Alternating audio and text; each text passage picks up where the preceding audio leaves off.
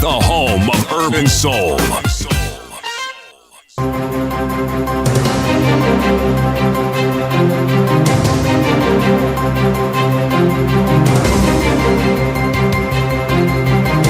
This is the Radio Generation News. Good morning, I'm Winnie Maganga. Nyamira Governor Amos Nyaribo says his county approved only 13 out of the 33 bodies buried in a mass grave in Kericho. This comes as investigations continue into the alleged mass grave at Makaburini Cemetery, where several bodies have been exhumed over the past week and autopsies conducted. Nyaribo is now calling for investigations into 20 undocumented burials and claiming that money for burial permits may be missing. There were 13 bodies which were supposed to be disposed from Nyamira. And as a government, we followed the procedure. We got court orders to dispose those bodies in any public cemetery. We released an officer and a vehicle with 13 bodies, fully compliant, following all the laws. We gave money to be paid to Kericho County, but unfortunately, whoever was given money did not pay to the county. He had an arrangement with a private morgue or a private cemetery. President William Ruto has promised that the family of the late Nyeri Governor Nderitu Gachagua will get justice in a dispute over his estate involving his brother Rigathi Gachagua.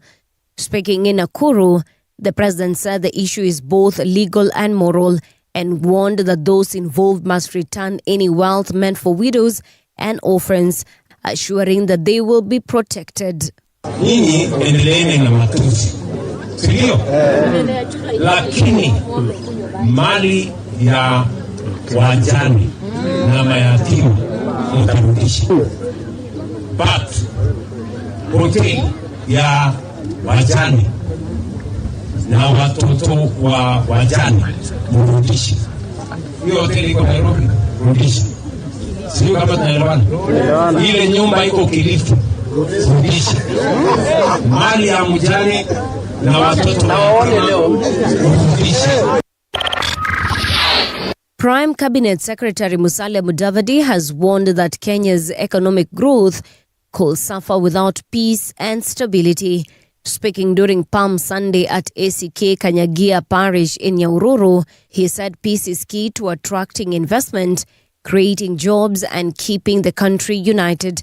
He adds that without it, development cannot be achieved. If you don't have peace, there'll be no road. There'll be no agriculture. There'll be no dam. There'll be no hospital. There'll be no education. So, that one word, that one question, economic value of peace summarizes everything else. Bila amani, hizi vitu zingine zote haziko. Iran's parliament speaker has warned that his country's forces were waiting for American soldiers as a further 3,500 U.S. troops arrived in the Middle East. Mohammad Ghalibaf said Iran will rain fire on any U.S. troops attempting to enter Iranian territory. U.S. Central Command said on X that the newly arrived sailors and Marines were part of a unit led by the warship USS Tripoli, which also includes assault and transport assets. And that's the truth on Radio Generation. Good morning, I'm Winnie Maganga.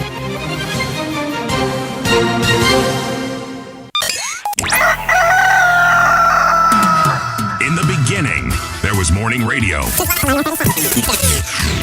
But now there is Radio Generation's The People's Breakfast. Curious and bold, getting facts from the shadows. That's what it is. Now, as the city wakes and secrets stir, a bright new voice shines. The People's Breakfast. Your morning, your voice, your journey. Good morning. Good morning, my neighbor. Welcome to the home of hard truths and bold insights. Radio Generation. A very good morning to you and welcome to Radio Generation. Today is Monday, the 30th of March, 2026. I am excited. City, what about you? How are you? I'm very well. And are you excited? About? I don't know, today? No. Why? Not particularly. Why? What is there to be You should be about? excited because ni mwisho wa mwezi. Number 2, kumaanisha ni wakati wa kulipa mshahara. Hizi vitu hazikufurahishangi? Not necessarily. Oh. Okay. No. Right. Hakuna mtu unangojea maybe juu ni mwisho wa mwezi ako na deni yako sasa anaweza kulipa. Actually, I have several people who owe me money. I hope they're listening. I need you to tell me now that we are in that week. What's happening, guys? What is happening?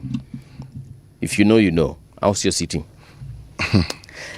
Have you seen what is being said about Linda Mwananchi, Linda Ground? What specifically? A lot has been said. But what exactly do you have in mind? What is it that you find is of interest that we should take note of? Well, we shall definitely talk about it because some of it is actually in the headlines. Did you see the interview Kalonzo Musyoka had with Mr. Jeff Koinange? No. He was talking about Rigathie's anger, and he was justifying perhaps the reason why we've been seeing Rigathi talking the way that he's been talking. Since when? I mean, has he changed the way he talks? Not necessarily. So, but what he has been the change? What he has been saying lately, specifically matusi pia wamekuwa waki-exchange na rais. For example, kwa mfano, umesikia katika our news item, the president was saying, was it yesterday? I think it was. That Rigathi Gachagua will need to return money that belongs to the widow of his brother. That or other property. Let me tell you this. Huh? Yes, sir. That matter has evolved. Yes, it has. It's even in court. Yes. Okay. Yes, there's the issue. There's a mention of fraud. There's a mention of an altered will. Forgery of signatures and so on. Yes, there are all these things that are now being mentioned. So, yes, if you are talking about that particular space, yes, it's suddenly gotten very spicy. Oh, yeah, it has. But Rigathi was actually having a conversation with this gentleman called Mwafrika. I don't know if you know Mwafrika. Mwafrika. I have a friend who comes from Mbere. Yes. Called Mwafrika. Okay. I don't think it's that same one. No, Mwafrika is an artist. He was a rapper, but nowadays he's a vlogger. He has his podcast that is called Ikonini. Now, Rigathi was having a conversation with the Ikonini podcast, and then something that came up is matters to do with hii mambo ya will ya brother yake. Na Rigathi akasema, look, kulikuwa na will iliachwa na brother yake, na akasema specifically vile mali itafanya nini, itagawanywa, na akasema everyone atapata a certain percentage. So he had signed, for example, I think he said he was assigned 5% of that whole thing. Now the instructions were sell everything, then divide that money. No property will be given to someone specific. No one will get a car, no one will get a shamba, from what I understand. What people will get are percentages from the proceeds of the sale. They'll get cash money. So na akasema cash money sasa uamuzi ni wako. Na akasema vizuri sana walienda kwenye koti because wili uwe nasomwa. Wili kisha somwa, mnaenda kotini, mnaulizwa kila mtu ameagree. Na mnaulizangwa individually, mnaulizangwa kama kwaya. Unaulizangwa City Muga, do you agree? Unasema yes. Haya, Paul Mungala Mbuvi, are you in agreement? Yes. So everyone, I think he mentioned about 20 people. These things are documented. So there's documentation to support everything he's saying. Yes. So when the question he asked, and I actually agree with him, he said it's been 9 years, I think, since his brother died. 9 years since this matter was settled in court. Why are those things coming up in 2026? Indeed, why? Na akasema specifically ni raisi, mheshimiwa raisi alianzisha hii mambo. Akauliza wakati alikuwa na nominate kama running mate, mbona hiyo swali haikutokezea wakati huo? This entire time he was deputy president, hiyo maneno haikutokezea. The moment he has been impeached and now wameanza kukosana na president, mambo imetokezea. Unaona, pia mimi nauliza hiyo swali pia. And I'm wondering, enyewe mbona imetokezea saa hizi? Wakati walikuwa kotini, familia sasa, forget what the president is doing. Wakati walikuwa kotini, no one, including the widow of the deceased, no one said, no, your honor, hapo kwa 5% ya Rigathi hiyo sijakubaliana nayo. So kuna kitu hapo mimi sielewi. Anyway, tutaelewa tukielewa, au sio? Now that iko kotini, wacha. Wajua wahenga walizungumzia Waswahili wa Pemba. Kule Pemba sasa. Ndio vile wanavyojuana kwa vilemba, sio? Sasa wanasiasa wa Kenya. Naam. Pia wanajuana kwa vilemba. Ndio hivyo basi. So tutakaa tungoje watueleze, alafu tujue itakuwa vipi. Tusikize. Kwa huyu asema hivi, mwingine asema hivi. Kuna yule anasema vile. Na wale wanasema vilivyo. So tunangojea. Shida ni kwamba mahali mambo yamefika, yamekuwa sarakasi sasa. Kabisa. Na ukweli utajulikana. Ukweli upende usipende itajitokezea, itajulikana, itajitambua, atasema naam. Mimi ndiyo ukweli. Kama vile CS Ali Hassan Joho husema, tutajua ukweli, chochote kile tutakijua. Today is March 30th. I almost said March 3rd. So March 30th. This is what is significant about this particular day.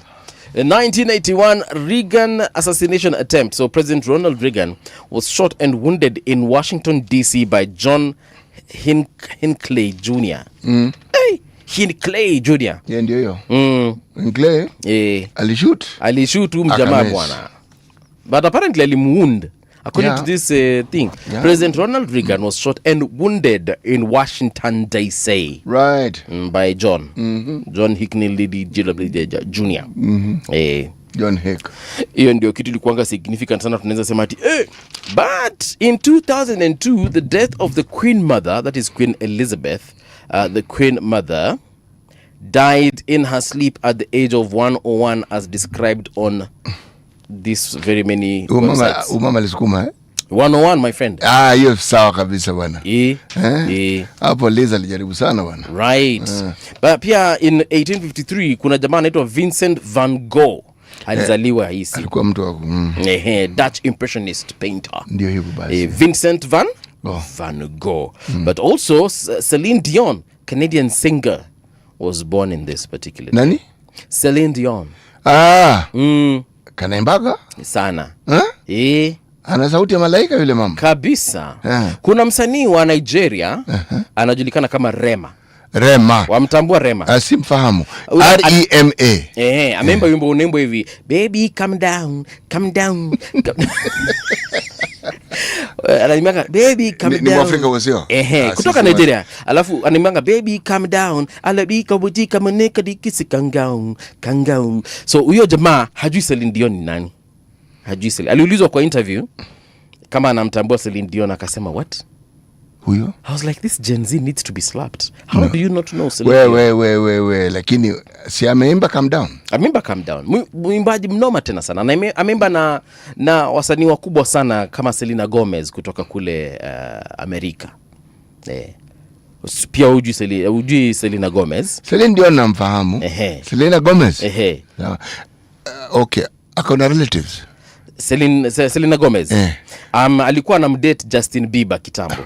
Bro, so you've lost me. Justin Bieber, does he play football? My goodness. You know what? Let's just do this thing that we do called Methali. Surely, can the guy not ask a question? You can actually, you're right. No, does he play football, basketball? No. Justin Bieber is another Canadian artist. Canadian artist? Yes, he's like Van Gogh? He's a pop musician. No, he sings. Anaimba? He sings. Yeah, anaimbanga. Ningekuimbia ngoma yake, lakini venye anaimbanga siwezi imba kama yeye. Lakini waelewa kile anachoimba? Wanaelewa. Kwanza napenda nyimbo zake sana huyu jamaa anajulikana. Let me tell you, kuna wenzetu kutoka Kenya. Wanaimba. My friend. Right. Some of them sing some really, really nice songs. All right. Then kuna wenzetu wanatoka Tanzania bwana. Wale wabongo wale. Yes, like multiple gemstones. Okay? Yes. Wonderful. You're right. Then West Africa. Mazao jamaa kuna two beat zingine. Even if you don't understand, I don't understand the thing they're singing. But the beat is catching. You're right. It actually moves you. They incorporate their language into this music, man, and it makes it even more beautiful. Yes, it does, doesn't it? And then other people are singing it. Yeah. And these people know what they're singing. Yes. But it makes it sound really, really, really, really good. Here in Kenya, there's a guy called Katiboi. Do you know Katiboi? I am just beginning to understand the other guy called Nyachinsky. Okay? Yes. I know a guy called, is it Giuliano or Giuliana? Giuliani. Yes. Giuliani actually was here. I've actually met him. Okay? Right. But the person who introduced me to this modern day Kenyan music was a guy called Nameless. I liked his music. Mr. Madenge. Yes, I liked his music. He still does music. As I said, yes, the guy who introduced me, I liked his music, right, and I caught on. Okay. Unajua lama sifa bwana, lazima apewe mgema sio? Ndio hiyo basi. Ndio hiyo basi. So long as asitilie nini? Pombe maji. Basi. Mgema akisifiwa, tembo ulitia maji. Ndio hivyo basi. Haya. Yes. Twende kazi. Pia Nameless amekuwa hapa by the Kuna wakati alifanya interview na kina Kisiangani kule usiku. Very good. Yeah, you can get that interview on our YouTube channel. Sure. All right. Let's get down to business. This week, in which country are we? We are in the state of Eritrea. Eritrea. Beautiful country.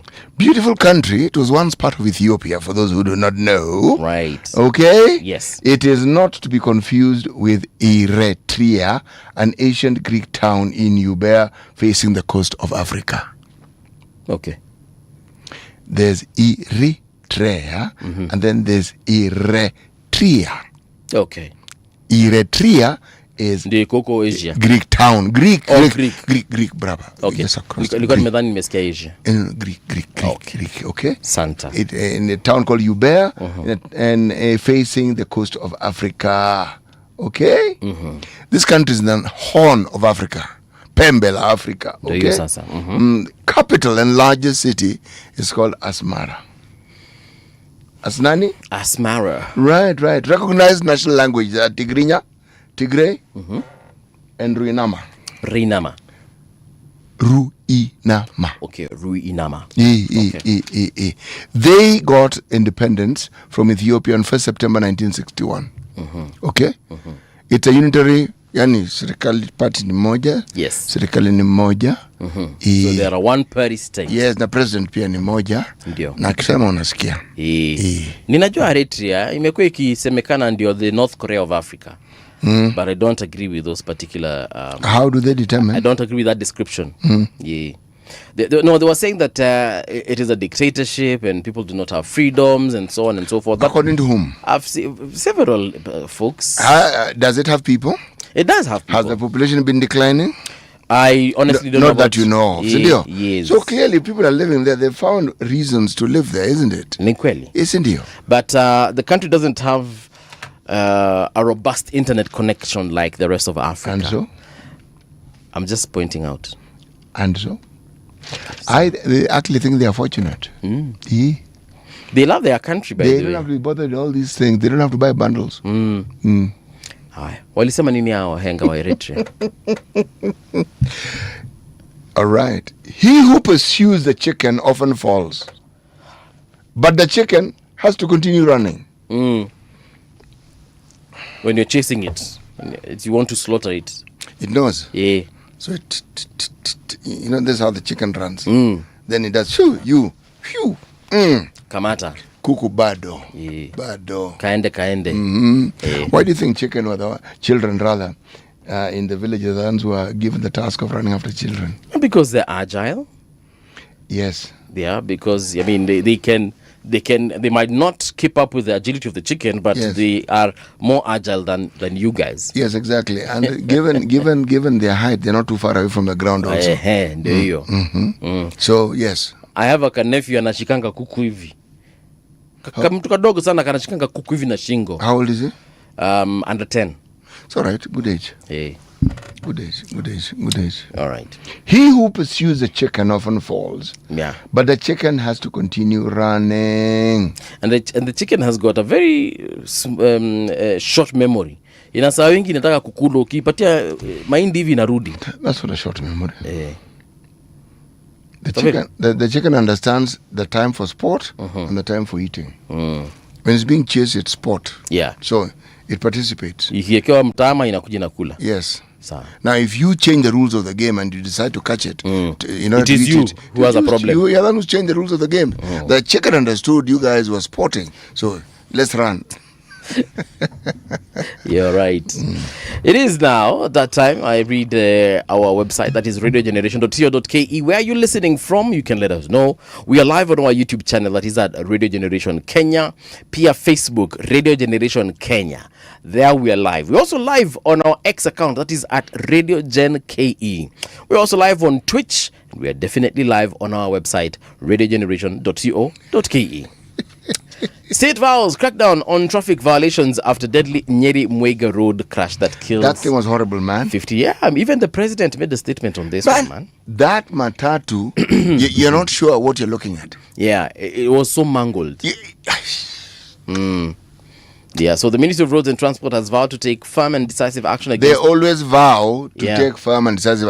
Skip that nonsense. Read something else. Yeah, but they've said it anyway. On any violations following that tragic accident. Man, no. Skip it. Skip it. Tuliongea na jamaa NTSA hapa hivi just before Christmas, na tukawaambia waachange kuweka hizi measures just during Easter and Christmas, and you know, they should be gangari 24/7. But then again, let's look at this other thing that they attempted a few days ago. Hii ya kuweka cameras, alafu koti ikasema shh. The thing is this. If a matter goes to court, that's what the court normally does. As they're waiting to hear what these people have to say, there's a stay. But significantly, as we talk about our roads, let's not just focus on NTSA and their role. Yeah. Let's focus on the state of the roads. What is the speed limit that is required on these roads? Because that accident, that guy was speeding. For sure. But niliacha matatu zimekwa speed governor. So what? What makes you think it's working if it has a speed governor? There's matatu za kwenda Kitui specifically zinaitwa Kenatwa. Na ndaongelelea Kenatwa because nimetumia Kenatwa. I don't know about the rest. Those guys don't go beyond 80. Do you hear of accidents of this nature on that road going to Kitui? No. Precisely. Yeah. My point. Do you hear of such accidents on your way to Makwini or Machakos? No. So. Kinatwa, au kwa stage, munaingia, gari naja, dereva nene anajisaidia nini, alafu munalipa hapo before gari yondoke. So inatoka, na hakuna manamba? So, hakuna mali tasimama unless you request. Yeah, but you've paid for... That thing inakuja kushukisha watu hapa afya center hapo town. See? So that vehicle and the driver, like these guys, they are trained and they're very, very professional in how they conduct themselves. You can because like, there's a time I traveled in it, na kuna kamtoto kalieko hapo hivyo. Kaambua ukifika Nairobi utapata mama yako anakungojea Nairobi. Tuliketi na huyo mtoto kwa kiti ya mbele. And gari enda vizuri, the child was well taken care of. So it actually made me think that perhaps ukienda Ushago, this is the way to travel. I usually uteseka nikiendesha gari kutoka Nairobi all the way to Kitui. It's a tiresome drive. They are vehicles. Yeah. The make of the vehicle, I think, is a Noah. I have seen them because I've used them. Right. On the Kisumu-Nairobi route. Okay. Around 6 people. Yeah. Charge a little more. Again. Comfort. Bro, and you safety. are extremely... In fact, you'll sleep. And you're sure this guy is a sober driver. You'll be told to Afika Nakuru. Oh, sorry. Okay. Wakujisaidia mujisaidia. Yes. And then again, to Afika Naivasha. Oh, sorry. They are such vehicles, and you will tell by the absence of accidents that these vehicles are involved in. Okay? Same with buses. There are buses we've had plying these routes of ours for the longest time. There are some which are notorious for accidents. Others, if you hear of an accident, somebody has hit them, but that they've overturned with 46 passengers, never. And they maintain a certain speed limit. The roads and the state of the roads. If the state of the road is bad, accidents have been caused by someone trying to avoid a pothole. Yeah. Accidents have been caused by somebody who suddenly chances upon a rumble strip and they're not prepared for it. It shakes you. Okay? Roads are not as broad as they should be. All these clever people who think that the best way of getting rich is to endanger the rest of your fellow citizens by chopping off a sizable piece of the road and putting it into your pocket. Okay?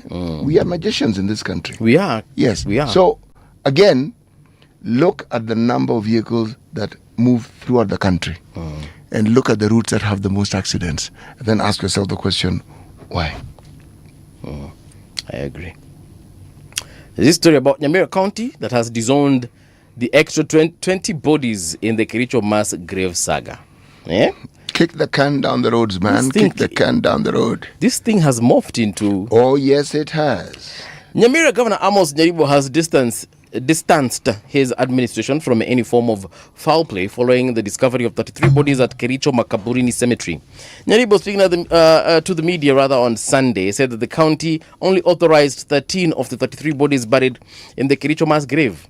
We were called to dispose of those bodies in a public cemetery. We released an officer and a vehicle with 13 bodies, fully compliant with the laws, Nyaribo said. We gave money to be paid to the county, but unfortunately, whoever was given the money did not remit it to the county. What do you mean you gave money? You gave it to who? They gave money. The money was not remitted to the... He had an agreement with a private morgue or a private cemetery where they went and disposed of the bodies. The exhumation was done and 33 bodies were found. Oh, he had an arrangement with a private... Who did they pay? Look... Someone dies in a government hospital, right? In a county hospital. The hospital should be in charge, because I'm assuming hospitals usually have mortuaries, right? Yep. So mbona tu the morticians huku si hao walishughulika na mambo ya kuzikana? Because why is the county paying some third party? The morticians are storekeepers. I know, but I'm just asking. For example, the county has got staff. The county advertises rather for jobs. Kwani hawana Paul bearers out wanitango undertakers kwa hizi cemetery zao za county? Mimi uko na namba ya Nyamira governor? I'm looking for it. No, but on a serious note, I need to understand. And then they are saying that we gave money to be paid to the county. But unfortunately, whoever was given the money did not remit it to the county. He had an arrangement with a private morgue or a private... Kenyans and just cutting corners. There's this little detail about that catches up with you. Yeah. You cut corners and now we have this situation. And you may not have thought you're going to answer. Actually, you are going to answer now. So now this guy who had been given that money, nani? Yeah. No, the permission for disposing of 13 bodies and 33 is the same.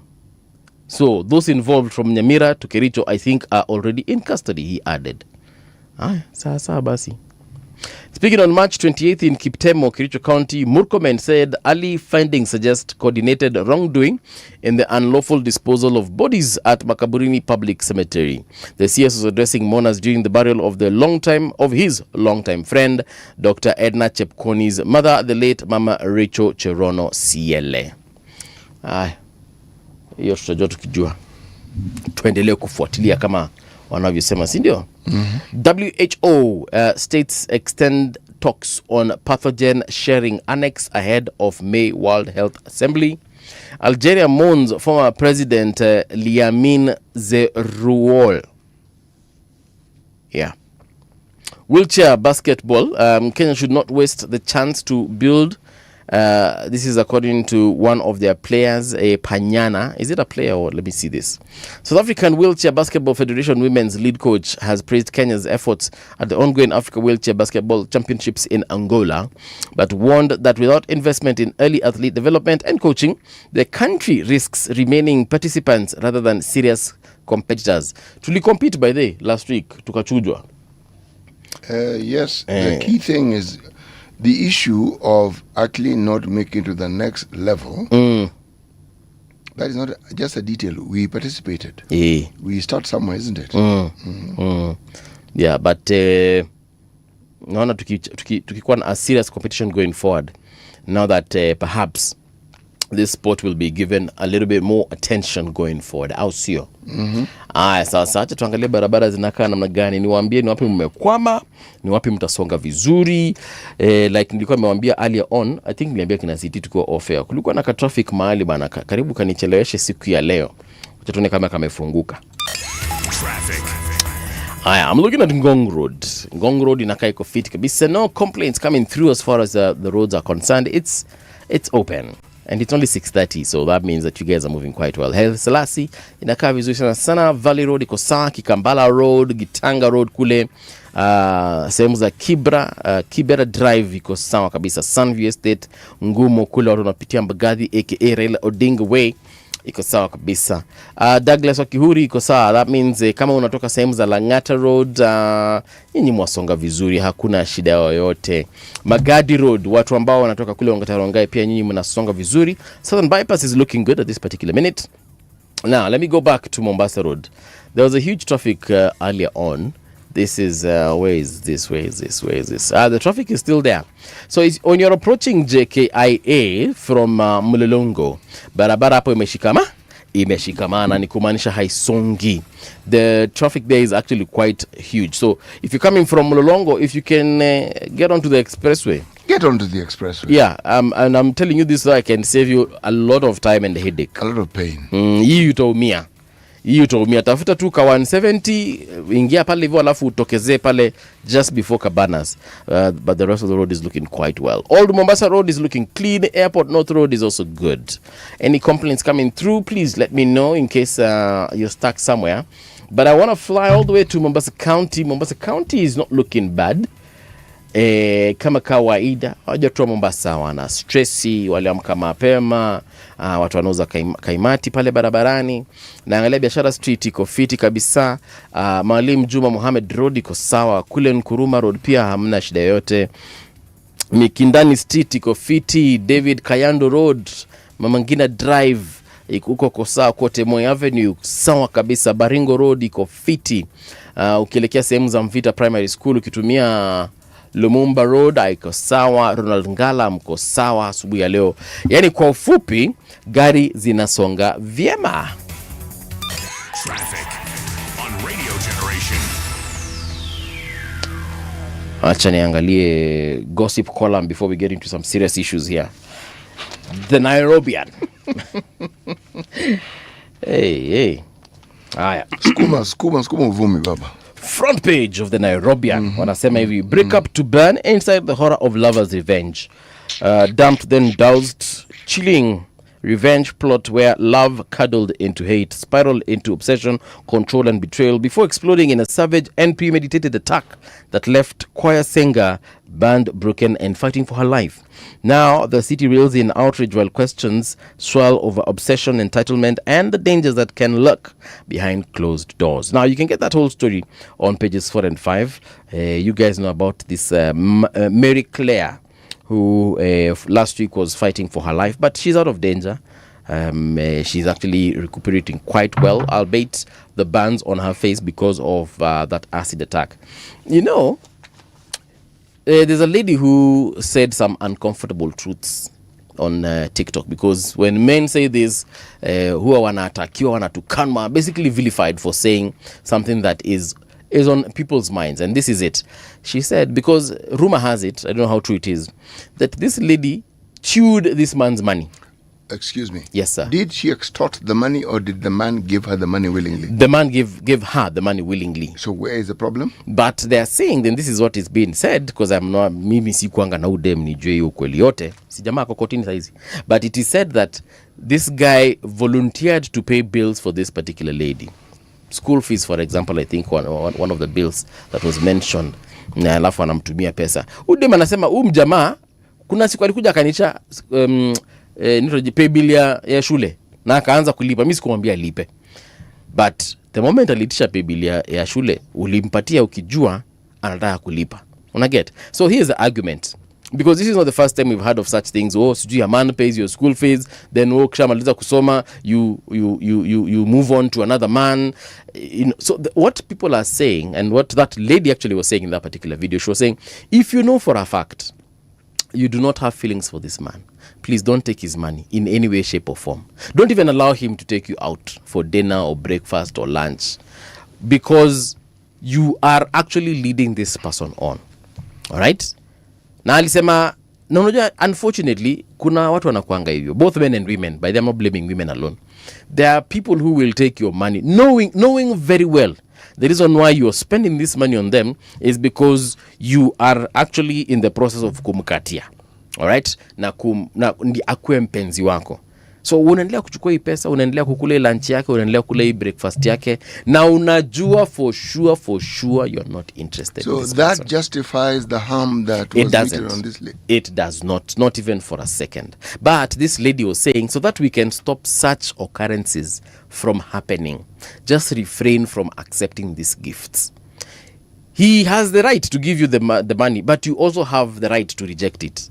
He sends money to your phone, you have the option of reversing it. It's an interesting scenario. In times gone by, yes, men who felt, as you say, had their money eaten and were misled, they didn't seek to harm the woman.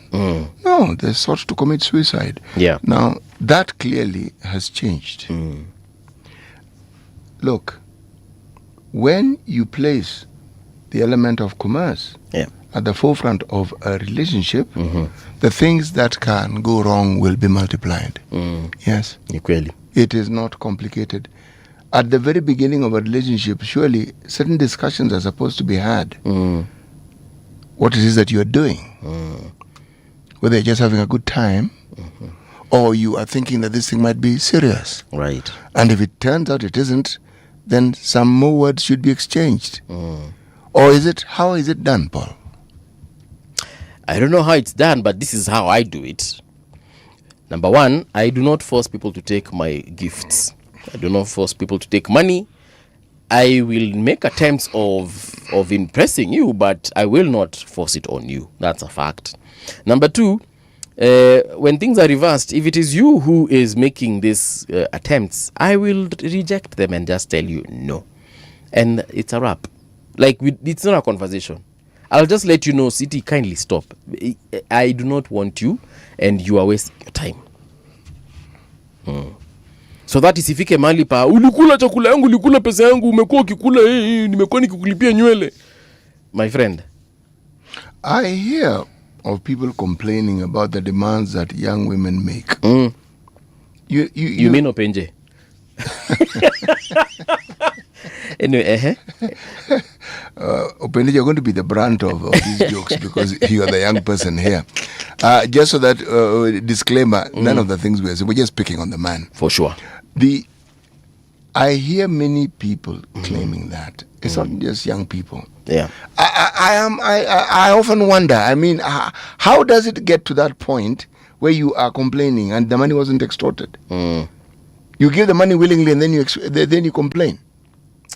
Maybe in the process of you giving that money, it was implied that it is being accepted and you are being accepted alongside that Haven't money. you bought an electronic gadget and found it to be faulty? Yes, I have. And then?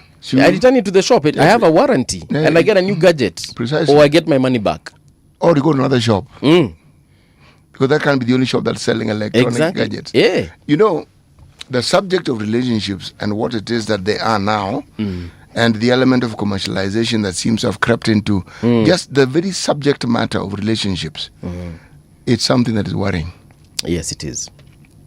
Me, that is why I tell my children, my friend, usichukue kitu ya mtu, especially kama number one, huyo mtu humjui, but most importantly, do not entertain folks. It's as simple as that. You are a father of girls, so you have to be very careful. Lazima. Lazima. Kuna nyang'ao hapa nje. Hizi vitu za kuchukuanga tu pesa za watu ovyo ovyo. From Sonko's Slim Shock, from Party King to Health King. This is a story rather on page 7. Sonko has lost some weight. Yeah. And yeah, so it's like he has started this healthy craze, not craze, but wave, where he's teaching people how to, eat healthy. Man in court for throwing lava from balcony. This story is on page 8. Balcony. Balcony, bro. Which floor? hawajasema, but ukifungua page 8 utajua ni floor gani. When we started having these discussions about femicide, this thing kept coming up. Right. Okay? The issue of relationships, what it is that some of us end up with. And for some reason, the narrative has always been that women are to be blamed. I don't understand how. There are two people in the relationship. How do you decide that one party is the one who is to blame? Yeah. Well, it is what it is, man. Let me tell you something that I need to point out to you. When you see many people losing weight, yes, some, yes, they definitely go to the gym and they have gone on some form of diet. Yes. But there is a pharmaceutical company in Denmark called Novo Nordisk. Novo Nordisk. I know of them, yes. They have produced 2 drugs. Okay, one is called Wegovy. The one which is known best is called Ozempic. Yes. Okay? These drugs help you lose weight healthily. However, Ozempic is also used in the treatment of diabetes. That is a side effect that wasn't what it was created for. It is like the blue pill. Right, Viagra. It was meant for heart problems, but at the animal stage of experimentation, they found that some of those animals were engaged in some electricity producing activities that were beyond the normal scope. So wakasoma wakajua. They said no, this power production has a bigger market than this thing of the heart. Right. Okay. So it's been sold for electricity production more than heart problems. Even if kunaendanga. So you need to bear in mind that while some of these things have been proven to work, and FDA have approved this thing specifically for obesity, these are prescription drugs. Okay? And I think in another 2 months' time, if I'm not wrong, the patent will expire. So it will be open market. From $300, it's going to be $15 a month. Walai. Bilai. It's a wrap. It's a wrap. So I'm simply saying you need to bear in mind. I am not saying that this is what Brother Mike Mbuvi-Sonko is on. Yes. I am simply saying that this is a drug that's available and those who know it are taking it. And they've had some fantastic results. But I'm saying also that please bear in mind this thing, you need to go and see a medical practitioner who can tell you what you need to do. So that it can do A, B, C, D for you. Among many things that Sonko quit so that he can lose weight is alcohol. Sonko quits alcohol and embraces dieting. That's what they say, isn't it? All right. Judicial bias is on the front page of the Standard newspaper. All animals are equal, but some are more equal than others. Hii ni shamba la wanyama, Judicial officers have repeatedly obtained court orders that pause investigations and other proceedings. While no case has yet reached a final determination, the pattern shows how legal processes and conservatory orders interact with anti-corruption and oversight efforts. Now, for regular Kenyans, the unfolding developments highlight the challenge of balancing judicial independence with timely accountability, the complexities that arise when courts and investigations intersect. Ndio hiyo sasa. Hiyo story on page 4, and of course CJ Martha Koome is smack in the middle of that paper. And perhaps in the I think someone told us last week, was it last week or when was it? They're saying that the judiciary of Martha Koome is not necessarily the best. Or rather the judiciary under CJ Koome. Compared to which one? Compared to Willy Mutunga, compared to CJ Maraga. And what are the things that they fault? Corruption. There was corruption before, man. Every time people make this comparison, I have to ask, what are the indicators that you're using for comparison? What is it? The number of judges who've been accused, who have gone to the JSC? The number of cases taken to court by individuals about judges or magistrates or officers of the law? What is it that you're judging it by? What is it? The number of judges whom the JSC perhaps have found to be guilty and unfit to hold office and have been released of their duties? What is it? I don't know. It's the same discussion we have with corruption. when a statement is made that President William Ruto is the most corrupt president we've ever had, okay? Statement is made. Yes. How are we comparing it? Who are we comparing him with?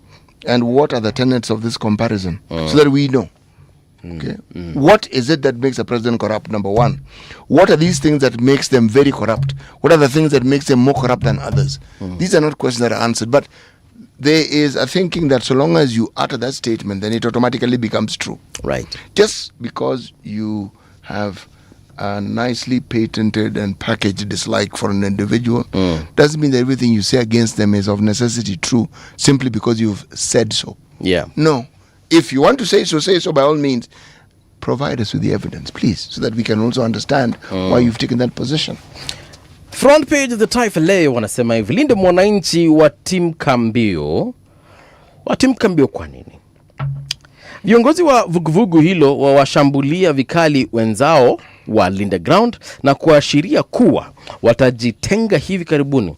Osoti asema baada ya kutimuliwa uongozini ODM, yeye ni naibu kiongozi wa Linda mwananchi. It's cray-cray, eh? This is politics. Yeah. This is round one. Yeah. Let's wait for round two, shall we? Friday tuliona watu wa Linda mwananchi wakienda huko fungamano, they were blocked, but at one point, they had a conversation with cops and they were let in. I was when we got reports of police officers being police presence, yes, at the fungamano venue, I was like, now what is this? Like, maybe they were there for security, to protect them, eh? Yes. Yeah, so they were allowed to do their meeting. They held their meeting, which was largely peaceful. Ilikuanga sawa, actually sikusikia chochote kibaya kikifanyika pale. In both meetings, was there anything untoward that happened? Nah. Kina Babu akaongea, James Orengo, governor wa Siaya akaongea, alafu mimi ndio Sifuna akaongea. And that was that, man. But let me tell you, the feeling I got when I was watching the Linda Mwananchi faction, nilikuwa na some kind of kahuruma. Nilikuwa nasema uishe.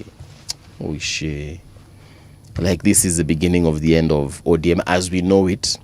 ODM will be reborn anew, become perhaps something different from what we are used to.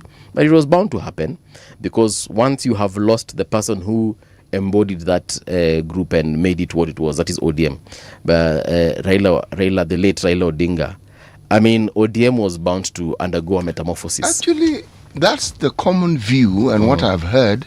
But I don't think that particular truth can be held within a certain glare of light and be found to be, should we say, an honest conversation. For this reason, yes, it's a dishonest conversation, because the assumption is that the politicians within ODM are ODM. That is not true. They are officials within the political party. Yeah. If you want to determine the veracity or the longevity of a party, you need to look at the people who follow it. But you see, CT, kuna watu walileta mafanzo wa ODM na kuna watu walipata mafanzo ODM. All right? Now, I cannot speak for the individuals. I can't say that, for example, Babu Owino brought people to ODM. Or maybe when Babu Owino joined ODM, then he found a fan base within ODM. They were elected on an ODM ticket. Exactly. They have over time become known, and there are people who love them as individuals. My point is this. We have an election. This will be tested out. It's not even something that I will beat my brains over. The people who are ODM are the members of ODM and the people who vote for ODM. This is part of the conversation I, from time to time, mention. The politicians are satisfied with their own importance in political parties. They're satisfied with the things they think are important for the citizenry. And they forget that in the absence of the people who vote for them, they are nothing. Let me repeat it so that those who didn't hear it the first time here, they are nothing. So this particular pudding, the proof will be in who has more followers. It's not really complicated. Yeah. And followers can be to some degree measured by those who attend your rallies. But that, my friend, on a weekend means next to nothing.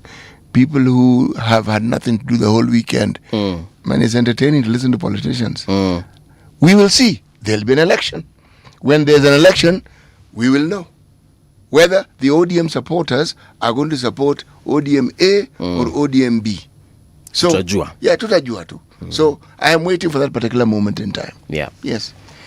But still, nilifeel woshe. Nilikuwa naangalia nasema, "Oh yeah." Look, but I wish them the best. The thing about politics, my friend, something can begin as though it's limping and wobbling all over the place. And then, unknown to us, it catches momentum. Strange things happen with our politics. Right. And somebody who did not seem to have, anywhere to fall, suddenly becomes not just the talk of town, yes, but becomes the person to go to and to talk to. So that's why I have this wait and see attitude. Let us wait and see. My take 2.0 amesema, what do you mean the end of ODM? ODM is very much intact. Since when did these people who attended that Ufungamano NDC become ODM delegates? People who celebrated Raila's death? How? I didn't say the end of ODM. I said the end of ODM as we know it. For example, the end of ODM with Sifuna as the SG. Stop arguing with an ODM supporter. Understand his point of view and read somebody else's comment on that subject. Right. If only I can find one. But yeah, so wamesema hivyo kwa Taifa Leo. Alafu anasema magavana wa anasa waanikwa. Mkaguzi asema wengi hutengea ofisi zao pesa zaidi kuliko za maendeleo. In fact, the nation has actually a list of those governors. Yes. Jumapili ya mitende, askofu wa kanisa Katoliki jimbo la Nakuru Cleophas Oseso abariki mitende wakati wa misa ya Jumapili ya mitende kanisani Cathedral of Christ the King mjini Nakuru jana. Jumapili ya mitende hutangulia Pasaka. That is Palm Sunday. Hiyo ndio mitende. Nimejua leo nitoka mitende. But yes, Palm Sunday. It was yesterday. Nearly 12, no, sorry, let me get this thing right. This isn't an approximation. There's an exact number here. 12 county chiefs spent over 8 billion on their offices. Nearly 60% of the total allocated to governors' offices across 43 counties. 60% of ile pesa which is allocated to 43 county governors for their offices. These 12 have consumed 60% of that total. So, for example... So, less than a third of that number have consumed 60% of what the 43 is supposed to consume. With financial records showing how some of them prioritize luxury over development projects, for instance, in several counties, allocations to these offices surpass funds set aside for education, roads, water, energy, and agriculture. And this is where, you know, the drum that beat before you an announcement. And these governors are governors living large. Bang in the middle of the paper. Your governor takes the cup, chief. 2.4 billion, Julius Malombe Kitui. All right. Right. Daktari ametumia hiyo pesa yote. Exactly. There's a neighbor of his who is not to be left far behind. Wavinya Ndeti, Machakos, 816.7. Just when Wavinya thought she's taken the cup, Gladys Wanga is right behind her at 759.9 million. And just when you thought that the northeastern counties were supposed to be left behind, no. Marsabit Governor Mahmoud Mohammed Ali has said nothing doing. He's at 608 million. This is this year, eh? Yeah. Last year alikuanga na kaskando kwa 758 million. It hasn't gone anywhere. Mohammed Adan Khalifa, that is Mandera, 521 million. Mutula Kilonzo Jr., Makweni, 517 million. This is just for office. Ukambani. Yeah, but let me continue. Wakamba mnaniangusha. Don't worry. You have good company. Gideon Mungaro. Kilifi, 498.1 million. Nandi, Stephen Sang, 448 million. Simon Kachapin, West Pokot, 447 million. Yani tu wanachana tu na 1 million. All right. Ochilo yako Migori, 420.6 million. Jeremiah Lomorukai, Turkana, 405 million. And Tana River, Lado Godana at 402. So, my friend, in case you were thinking. Yeah. Right. Hiyo pesa inatumika kwa ofisi tu yani. Si development. Hapa na pale renovation, hapa na pale jenga ofisi, hapa na pale nunua gari, hapa na pale, etc. New furniture, new cutlery. Hapa na pale. New twist in Kericho, mass grave saga. You've mentioned it. Linda Mwananchi stormed the coast. Well, this is interesting. Kule Tononoka. That place can accommodate around something like 20,000. Okay. But there were around 4,000 people who attended. 4,000 people are many people. They're very, very many people. Very. Olkalao MP's death set Ruto Gachagua Mount Kenya showdown. There's an Olkalao MP, David Njuguna Kiaharo, an engineer, who died while undergoing treatment at Nairobi Hospital. Over the weekend? Yes. So now we have another by-election. Hey. Then mother-daughter among 16 killed in Nyeri crash. That one, I think we've spoken of adequately. Sindio? That MP was a Jubilee MP, eh? Yes.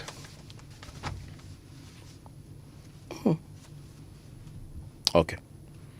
Sin tax grows more than halves. Growth in excise tax collections from key drivers such as alcohol, motor vehicles, and voice calls more than halved in the first half of the current financial year, signaling a loss of momentum in the government's most dependable tax stream. Yani, people are not drinking, they're not smoking. Or maybe they're drinking and they're smoking and the government isn't getting.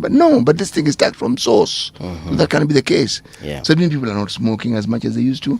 They're not drinking as much as they used to. It's possible, by the way. Or they're drinking as much as they used to, but they're drinking things that you can't tax directly.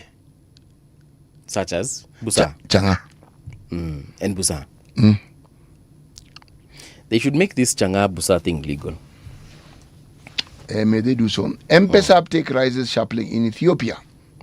The number of active M-Pesa customers in Ethiopia now grew by, my goodness, 258% on year to 5.2 million in the quarter of December to December 2025. That is up. NCBA mints 32% on profits from Fuliza Mshwari loans.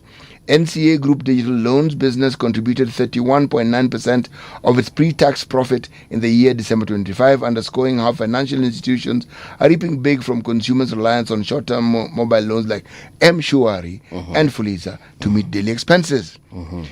Coco Networks creditors face a 22 billion loss on thin assets. This story of Coco, we've had it, we've been talking about it, and it looks like this particular beat is still going on. Creditors of the collapsed Clean Cook Inc. startup Coco Networks are staring at losses of 126 British pounds, about 21.96 billion, after the company's assets were deemed insufficient to meet its obligations. Mskeyo. Coconut what? See coconut, cocoa. Oh, cocoa. Yes. The clean energy company. Whatever. Or the KOKO. Oh, yes, cocoa. Okay. See cocoa. Yep. Apparently, whatever had guaranteed the loan, they say it's not enough. So other people, ambao ni madirection na nini, tabidi sasa wao waitwe.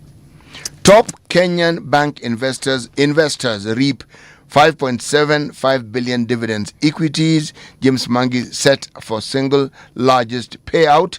9 top listed banks to pay total dividends of 112 billion. The people who are mentioned who will receive this, the record dividend payout, people who own major shares. Right. All right. James Mangi Group, 734 million. Yani, Suresh Shah I&M Bank 656. Whoa. James Ndegwa NCBA Bank 543. Andrew Ndegwa NCBA 550. Oh goodness gracious me. Balubai Patel Absa and Coop Bank 455 million. Ati Absa and what?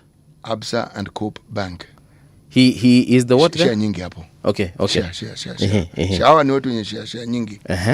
Gideon Murioki, Coop Bank 337.5. Gideon na kosangi mahali. In fact, he imepungua. Gideon anachotanga over 500. Yes. Then wajua he's employed there. So kuna kamshara na. Of course. So Gideon is doing okay. Mshahara Gideon I think imefika 20 million a month. It's all right. Those are things, inaweza kuwa imepita. Even if it does, you see what happens is if there was an agreement with the board of management and it was performance based and is meeting the target. Why not? Why should he not be paid that money? Yeah. It's a lot of money though. You know, every year for the last let's even put it for the last 5 years, Gideon has been getting 500M. It's all right. 500M. It's all right, Gideon. Just get 500. So for 5 years, this guy has amassed some 2.5 B. Hiyo pesa ni yake bro. Ni yake. Actually no, I'm actually happy for him. I'm not saying that he owes asilipwe. No. I am ati ni kidogo. Baba, sio ati nakulaumu. Nasema tu hiyo ni sawa. What I have a problem with is in a country like ours where people are as poor as they are, right, it is almost wrong for people to earn that amount of money.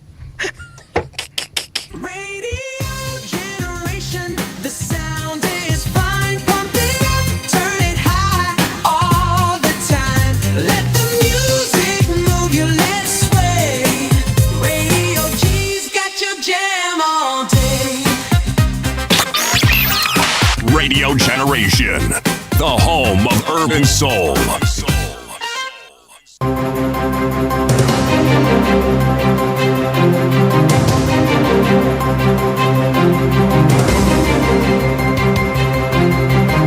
This is the Radio Generation News.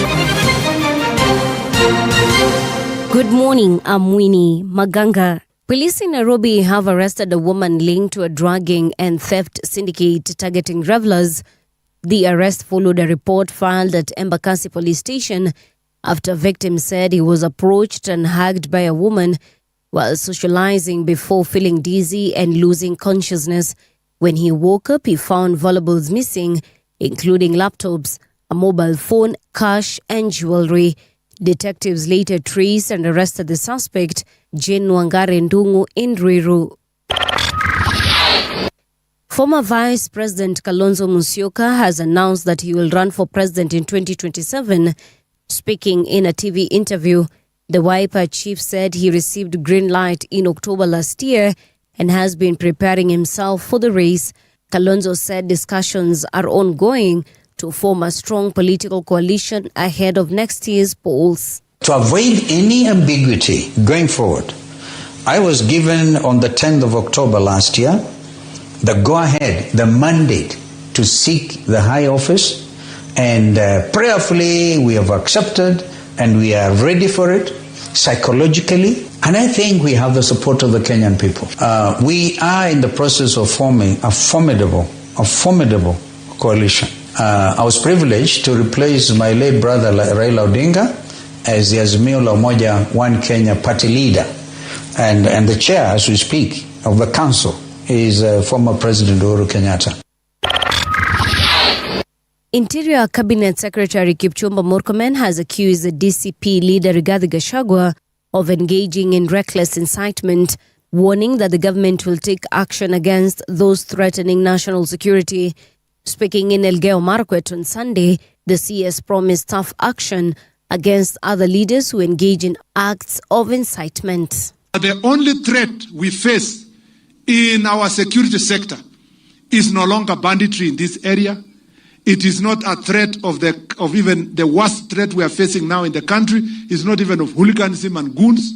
The greatest threat is politicians who have bankrupt of ideas, and they resort to incitement, they resort to fighting citizens, they resort to name-calling and inciting Kenyans to fight each other.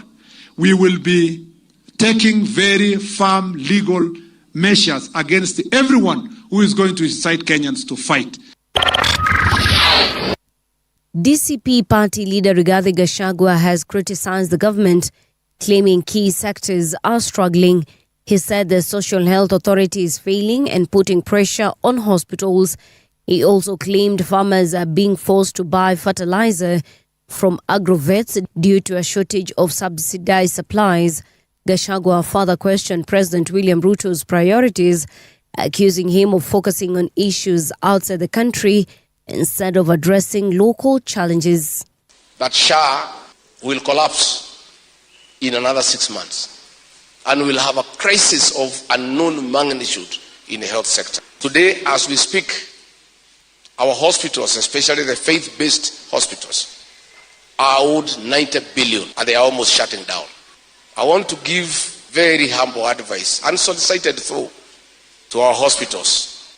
If SHA collapses, all our hospitals will collapse and we'll have a big crisis. U.S. President Donald Trump has suggested the United States could seize Iran's oil facilities. In an interview, Trump said one option could be taking control of Hug Island, a major oil hub, adding that US has many options.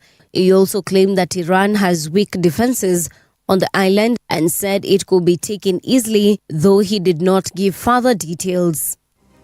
And that's the truth on Radio Generation. Good morning, I'm Winnie Maganga. The views and opinions expressed on this program are those of the guests and do not necessarily reflect the views of Radio Generation. Radio Generation assumes no responsibility or liability for the interviewee's views. This is Radio Generation. In the beginning, there was morning radio. But now there is Radio Generation's The People's Breakfast, curious and bold, getting facts from the shadows. That's what it is. Now, as the city wakes and secrets stir, a bright new voice shines. The People's Breakfast, your morning, your voice, your journey. Good morning. Good morning, my neighbor. Welcome to the home of hard truths and bold insights, Radio Generation. Yes, indeed, we are the home of hard truths and bold insights. This is the People's Breakfast on Radio Generation. 90.7 in Mombasa, Nairobi, it's 88.8 FM. Garissa, it's 89.5. A big shout out to the following folks. I can see John Mutua. Good morning, my lovely show. Niko Kadi nikiwa Qatar. Happy to see my friend Siti. Kiptum Arab Kuchure, Siti Muga and Ibrahim Karanja. Happy Monday, happy week. Ibrahim Karanja is you. I guess I am now Ibrahim Karanja going forward. Lydia Cheron amesema good morning my favorite presenters. Lydia, good morning. Wanjala amesema good morning City, and Paul tuning in from Tuda in Mombasa. Kirui amesema good morning. Na wasikia nikifurahia jua ya spring hapa Harbin. Harbin ni wapi? City. Wewe ndio unajuanga geography. Ama ukufunza geography? No, nilifundisha historia, lakini uliza swali. No, amesema anatusikiza kutoka mahali panaitwa Harbin. Harbin? It's in China. Harbin. So is it? How was I supposed to know? I was just wasting time as I was Googling that answer. It's like me saying, I was buying time, I am listening to you from Katito. Unajua Katito iko wapi? Katito si ni mali huko. Kwenda huko. Alafu kuna Peter Joran amesema, this is Jaron, Peter Jaron. Good morning great team and RG members, welcome to a new week. Yes indeed. Harbin. Harbin iko kule China. I'm a happy man. Yes. Sasa Lydia Jaron anasema ati hiyo maneno ni sarakasi ya raisi na Rigiji, sio yetu wa Kenya. Ni ukweli. Be what boys anasema good morning City and movie. Unfortunately it is Monday, but the good thing is our favorite radio show is back. Why is it unfortunately Monday? Monday is a good day bana, right? Ni siku ya you wake up and you declare no matter what you're going to have an amazing week. Aya, my take 2.0 nasemanga vitu mingi sana, nilikuwa nimesoma some of his comments. Bruce Lee amesema good morning, Nyamira doesn't have a public cemetery. Oh really? I didn't know. How is that possible? I don't know, man. No, simply, how is that possible? Because if you... Do they have a level 4 or level 5 hospital? Nyamira is a level what? I don't know, man. It's probably 4 or 5. Hey. If it has mortuary facilities, surely. Yeah. You are telling me that... The people died there but are not buried there. There was a municipal council. Mm-hmm. You're telling me that they didn't have public grounds for burying people. It's a good question, City. Hiyo ilichukuliwa. Land grabbing. Ilichukuliwa because what often happens, if you're going to say that it's a rural county, which it is, people watazikwa kwao, sindio? What about those ambao hawana kwao? What about bodies which are unclaimed? Where are they going to be buried? Our resident Kisii is telling us that hakuna land Nyamira. They depend on Kisii County. Na ujua Kisii wetu na kutoka Kitale. Let me explain something. Yes. It is not possible for there not to be land that is designated for burial, for public burial. This is something we shall need to ask and find out. Yeah. But thank you, Bruce Lee, for that one. John Guge anauliza, why don't you do traffic updates for Nakuru City? I'll try tomorrow, John Guge. I'll let you know how Nakuru County is faring. Bernard amesema kali tena sana. Alafu last but not least tuko na the real SC amesema good morning, it's still Sunday here in Minnesota. Last week it didn't go well. The real SC anasema he was bullied at another radio station. Bullet meaning what exactly? Tatuambia tu. Eunice Kioko amesema, good morning my neighbor. Here for today's show. Kama kawa, kama dawa. Loving the way you discuss all topics. I wish this government listened. Really listen to the people. We are bleeding. Daddy Cool, Big Daddy Cool amesema, hello all the way from Perth. Just joining in from Australia. All right, thank you so much, guys. Keep on keeping on. We shall definitely check out some of your comments going forward. In studio this particular hour, we want to talk about how the People's IEBC could end election rigging in Kenya. And we do have an activist and the founder of the People's IEBC, Daniel Miringa. Daniel, good morning. Welcome to the Degeneration. Good morning. Happy to be here. Nice. The People's IEBC. Yes. Tell us about this People's IEBC. Before you do, let me tell you the proverb. Oh, yes. It's from Eritrea. Yes. Yes. City. Sawa? Cheza kama wewe. All right. He who pursues the chicken often falls, but the chicken has to continue running. He who pursues the chicken often falls. Often falls. Yes, but the chicken has to continue running.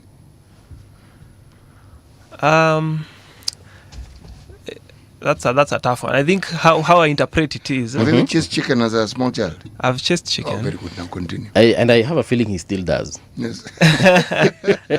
Proceed. I think how I interpret it is as I'll take it at the point of view of the chicken. Not as he who pursues it, but as the chicken, you need to keep going. Yes. No matter what is coming after you. It doesn't matter if the person behind you seems very fast and strong. You need to keep going. You need to keep on moving on. So that's how I interpret the proverb. Yes. You're actually right, because you see a chicken will still continue running and, for its life. So we as human beings also, we need to take a lesson from the chicken. That's how I interpret it from now, your interpretation as well. Yes. Asante sana. The People's IEBC. Yes. So the People's IEBC is a system I and a few of my friends have developed to, as you've said, disincentivize rigging in Kenya.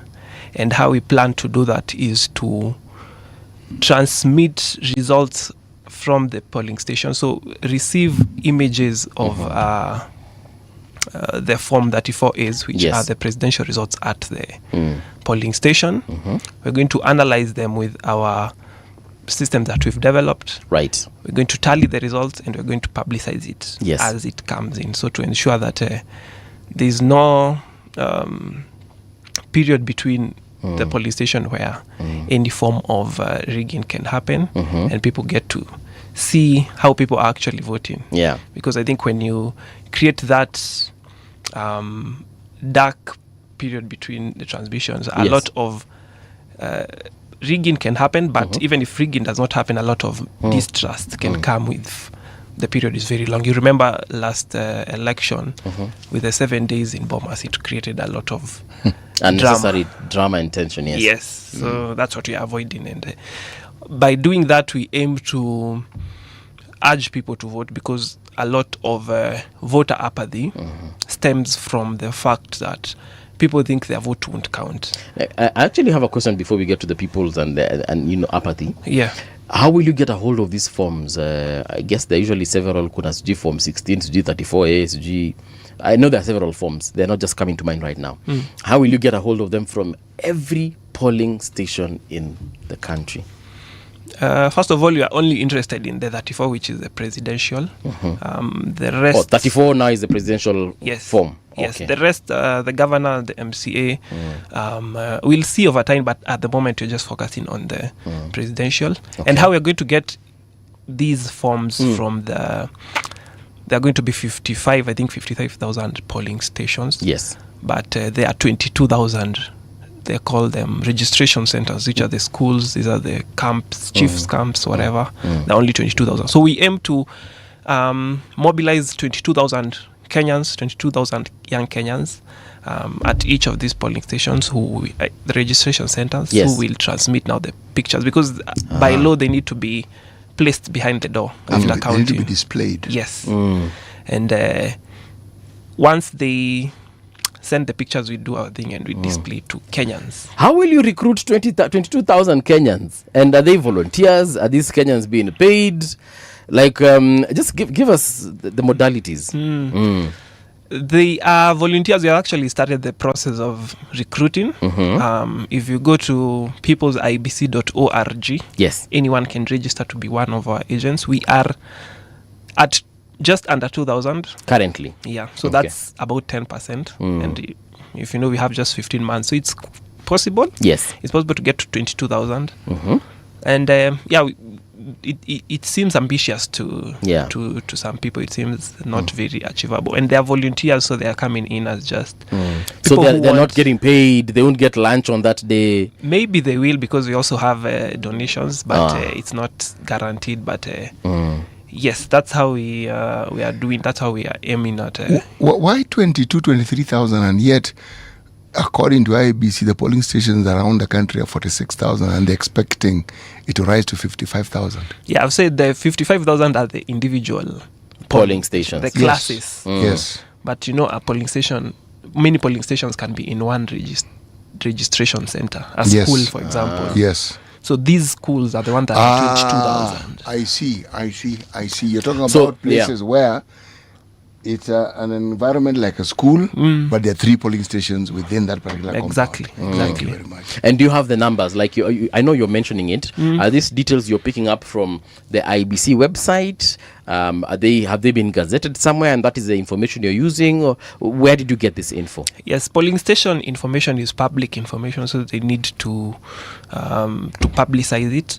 We are currently using the 2022 one because they have not yet completely mapped the ones that they are going to be used in 2027. Yes. But it's somehow sufficient because there is a difference of 10,000 polling stations. So I think what they are going to add is just classes in each of these polling stations. How are you going to coordinate 22,000 agents? Let me call them agents for now. How are you going to coordinate 22,000? How are you going to tell the legit ones from the fake ones? Or, because I might get on there to register just to scuttle this People's IEBC. How will you know that I'm a genuine person? Okay, so there are 2 ways we do that, and one is first verifying the legitimacy of the agent as they register. And how we do this is we, in order to not onboard what we call bots, we're just someone just jams your system with registrations who are not real people. Right. We are asking for some details that I won't reveal it here because some people may try and find vulnerabilities around it. But we have a way of just identifying if it's a real person behind the computer registering, and that's at the registration level. At the now uploading part, when people will now be streaming these images of the Form 34As. Yes. We are also using identifiers on the form because the form has what we call serial numbers. The form has QR codes. The images have what we call metadata to say where is this image from. Is it an AI image? Is it taken outside Kenya? Is it taken at what time? Has it been altered by some software? You can even tell the kind of phone that has taken that particular picture. Yes, metadata has a lot of information. So those are the kinds of measures we are putting in place to just ensure we are able to get legitimate forms from our agents. Right. So again, coordinating 22,000 people is not easy. It's not easy. What I could coordinate what to ratio. It's a big problem, It's a big problem. Yeah, even just getting people. That is one function, and everybody involved is in that one place. And it is about 300 to 500 people. 22,000 across the nation. We're talking about people in Turkana. Yes, but the people in Arurasho, you don't need any digital configuration to manage them. They are physical. You can see them there. You can tell the family of the bride ni wao wanaketi hapa. Family ya ndume wanaketi hapa. Yes. These are 22,000. And the family of the first wife pia unaona pia wako. Yes. Unajuanga tule anko anaongeanga sana akilewa huo msimpatie pombe. 22,000. But technology makes it very easy. if you see the numbers, for example, e-citizen here handles every day, and they're able to, manage the many people needing the different services in Kenya. The big tech companies. So technology is different from now. We are not actually managing them from a day to day. What we just want from them is just an image. We just want we just guide you on when we need it. We just monitor if you're doing things that are not that may harm the system. So a lot of it is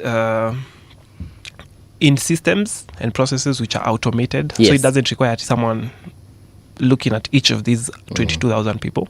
So technology makes it easy than actually managing, because it's actually different from the way our politicians do it when they are managing their agents. Okay. Because most of them are not using technology. It's very manual for them. So, yeah. And then now, here comes this. Now you've managed these people, 22,000 of them. Then you have received 55,000 forms. Do you have 55,000 people to help you deal with all this? But have they received 55 physical forms? I don't know. I'm just assuming if we have 55,000 polling stations, right? So you have 55,000 forms to go through. This is just an assumption, because they might end up being 40, 46, like you said, or even 55 or more. I don't know. But you have these 55,000 forms now. Umezipokea.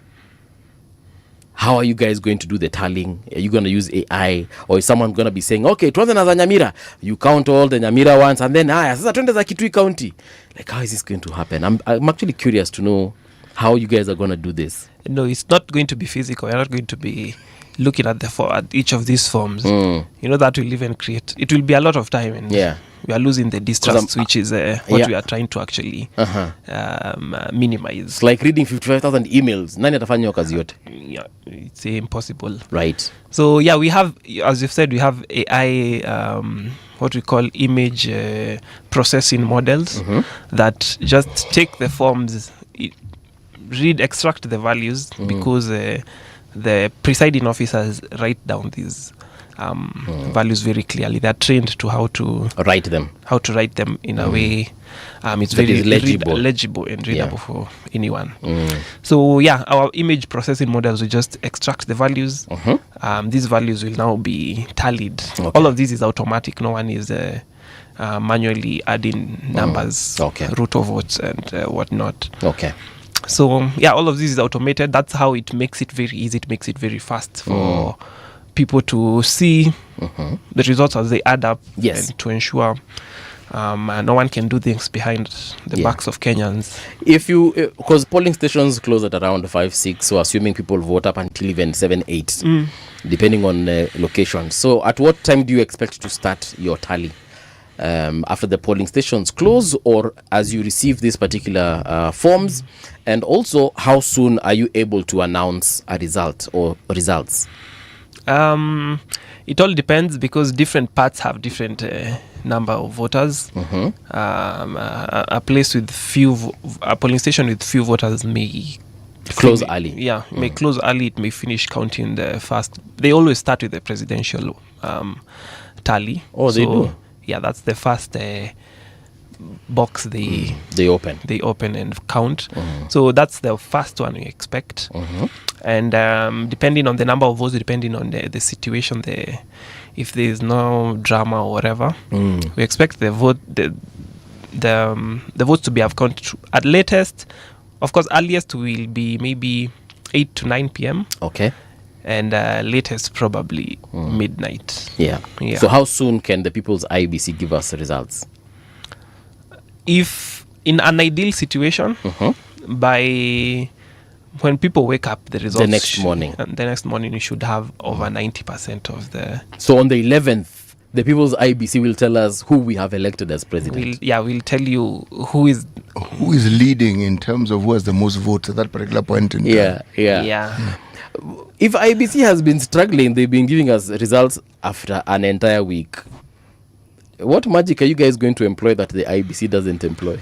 Paul, surely. We see what...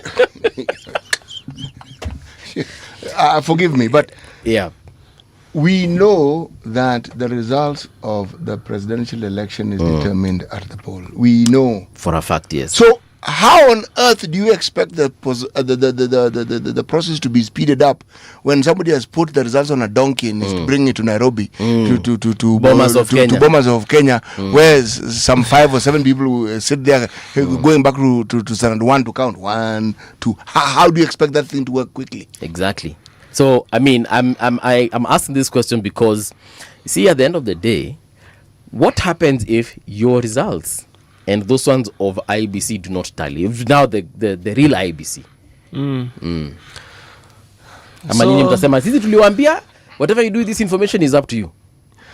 That's how we want to approach it, because we are not pulling these numbers from thin air. What we just want is to have a parallel tally, which is actually something that has been happening. Yes. UDA on their website, when they have by-elections, they usually have their agents populate, and you can see how the tallies are coming. So that's exactly what we are doing, but it's now by the people and for the people. So what we will just display them as is. Our hope is they match. Our hope is because our hope is IEBC does not manufacture votes or have different tallies. Some nefarious activities. Yeah, you see, the votes as we know them are what are documented on that form. Yes. Okay? And everybody who has an interest, agents or who people sign off on it, it's official. Yes. So if all these official documents from all these individual 55,000 polling stations have that stamp, and that is what you're presenting. Yes. If there's a discrepancy, it should be interesting, because then it is how do you explain the discrepancy? Yeah. The burden will not be on the people's IEBC. It will be on IEBC. It will be on the government's IEBC. Yes, exactly. The onus is on the IEBC. The onus is on them. Let me ask the question. What will your agents be doing with the form? They'll take a picture of it. Yeah. And then transmit it. Upload it to our... Exactly. Now, the uploading, I'm taking the view, or let me ask, will you have a software that can actually pick up the totals and tally? Yeah. Yes. That's the AI they were talking about, right? Yeah, it's just extracting the values, picking the numbers, and doing the calculation. Yes, as it comes in, that's what it does. Okay. Yeah. So yeah. Swali, why did you do this by in the 2022 election? But this is the first time this is happening. No, this is the first time. It's the first time we are doing something like this, but the media houses have been counting for the longest time. Yeah, and then they were told not to do it. Yeah, but they've been using interns. And the reporters in the various locations. Yeah, and the independent bodies like ELOG have also been doing this. This is just now making it for the people and making it a system that people can trust. That's just the main difference. It's not a new concept of parallel tallying. Of course, the IEBC and the Constitution says only the chairperson can announce. But what we're just doing is we're not announcing. We wouldn't say this is the so president. And so is the president. No. These are the votes cast. These are the votes cast as per the Form 34 is, which if you want to counter check, here they are. Yeah. Go do your thing. Yeah. There's one politician alisema bwana Wakenya si wajenga bwana. Si tutaona numbers pale najua nani ndio alisinda. So hata serikali ama IEBC kisema kitu kingine sisi tunaona. What gave you this idea, my friend? Because you have said that it's not the first time that we're having these parallel tallies happening. Yeah. But what actually now made you say, you know what, I want to be the person who will actually create this system? And did you approach anyone? Did you get funding from someone? Was it your parents who told you to do? Like, how did you come about this particular idea to actualize it in the manner in which you have? So this idea came to me. I usually take walks at the end of the day, and it's usually after maybe listening to a podcast or reading an article from a book. And so this one day I was just taking one of these walks, and I was from reading a book called Why Nations Fail. It's a very interesting book, which Who's the author? It's Daniel Acemoglu. Okay. I think so. Yeah, it's a Nobel Prize winning book. So I was from reading this book, and what this book was saying is poverty, youth unemployment are not failures of the system as per what most people understand. We think this poverty and youth unemployment is a failure of the system, but it's exactly how this system, it's a feature of the system, it's exactly how the systems are meant to work, which is funnel wealth upwards from the people. And so it gave me the idea that going to the streets is not enough. These people are strategic. The government is advised by people who are from Ivy League universities. True. It's people who are very learned. And so going to the streets is good. It's good to, make your voice heard, but it's not the way we are going to defeat or bring good governance that serves its people. How are we going to bring that? Yeah, and so I thought to myself, how can I do it? Because what do I have to, help us drive to this future? And I asked myself that question. And the answer was, I have a background in software and programming. And so that's where the idea, People's IEBC idea came from, because also voting and democracy is the way we're going to bring good governance. And the reason why this voting and democracy does not really help us is because of many people don't vote. As I've said, voter apathy. And this voter apathy is brought about by the narrative that even if you vote, someone is going to rig, which I've seen some government operatives saying that even if you register, because of this Nikokadi movement, the government and its machinery, Ruto defeated this government with the incumbent with all their machinery. You think when he has the machinery, he will lose. So it's a narrative that's meant to scare away voters from turning out. Yeah, I mean, so, we've had it a lot. Yeah, so to counter it is to give people the assurance that no one will rig the votes. We'll all see the votes as they come. Yeah. We'll all see any malpractice as it happens. And we'll have court admissible proof in the case someone tries to manipulate. So that's where the People's IEBC came about, and I started developing it. Yes. I started sharing the progress of this system on social media. The reception was so good.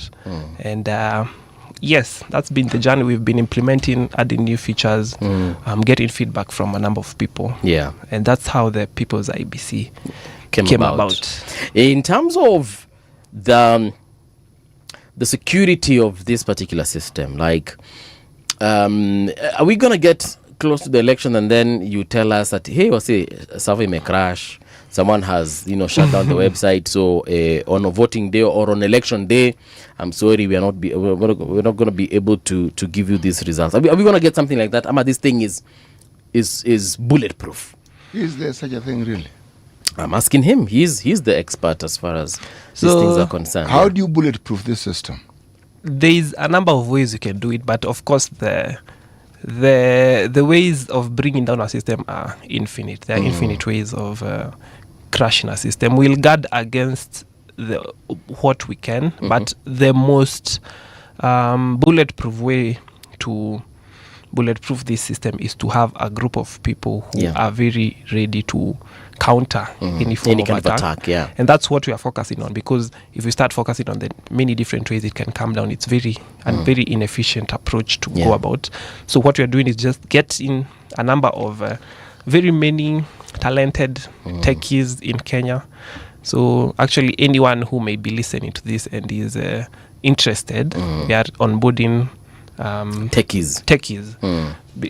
So that on the day if anyone tries anything, our people are on the background fighting against all these attacks to ensure the thing is very alive and well. Because now that we know about you as early as today, someone wanting to rig that election, whether in opposition or in government, watajua, hey, yani this guy has come up with this system that will stop me from achieving my goal. He is going to become the target, or rather your system is going to become the target. So I will also hire my own techies and I tell them, do what it takes to take this thing down. So whether they start now or they start nearer to the election or on election day, now and then maybe I have financial muscle. Maybe I'm a billionaire. I can hire the best of the best as far as hackers are concerned. It was you see where I'm going, eh? I see what you're saying. Yeah. It was a risk we needed to take, because awareness is also something we need to start getting out as early as now to onboard the agents and whatnot. So it is a risk worth taking. Yeah.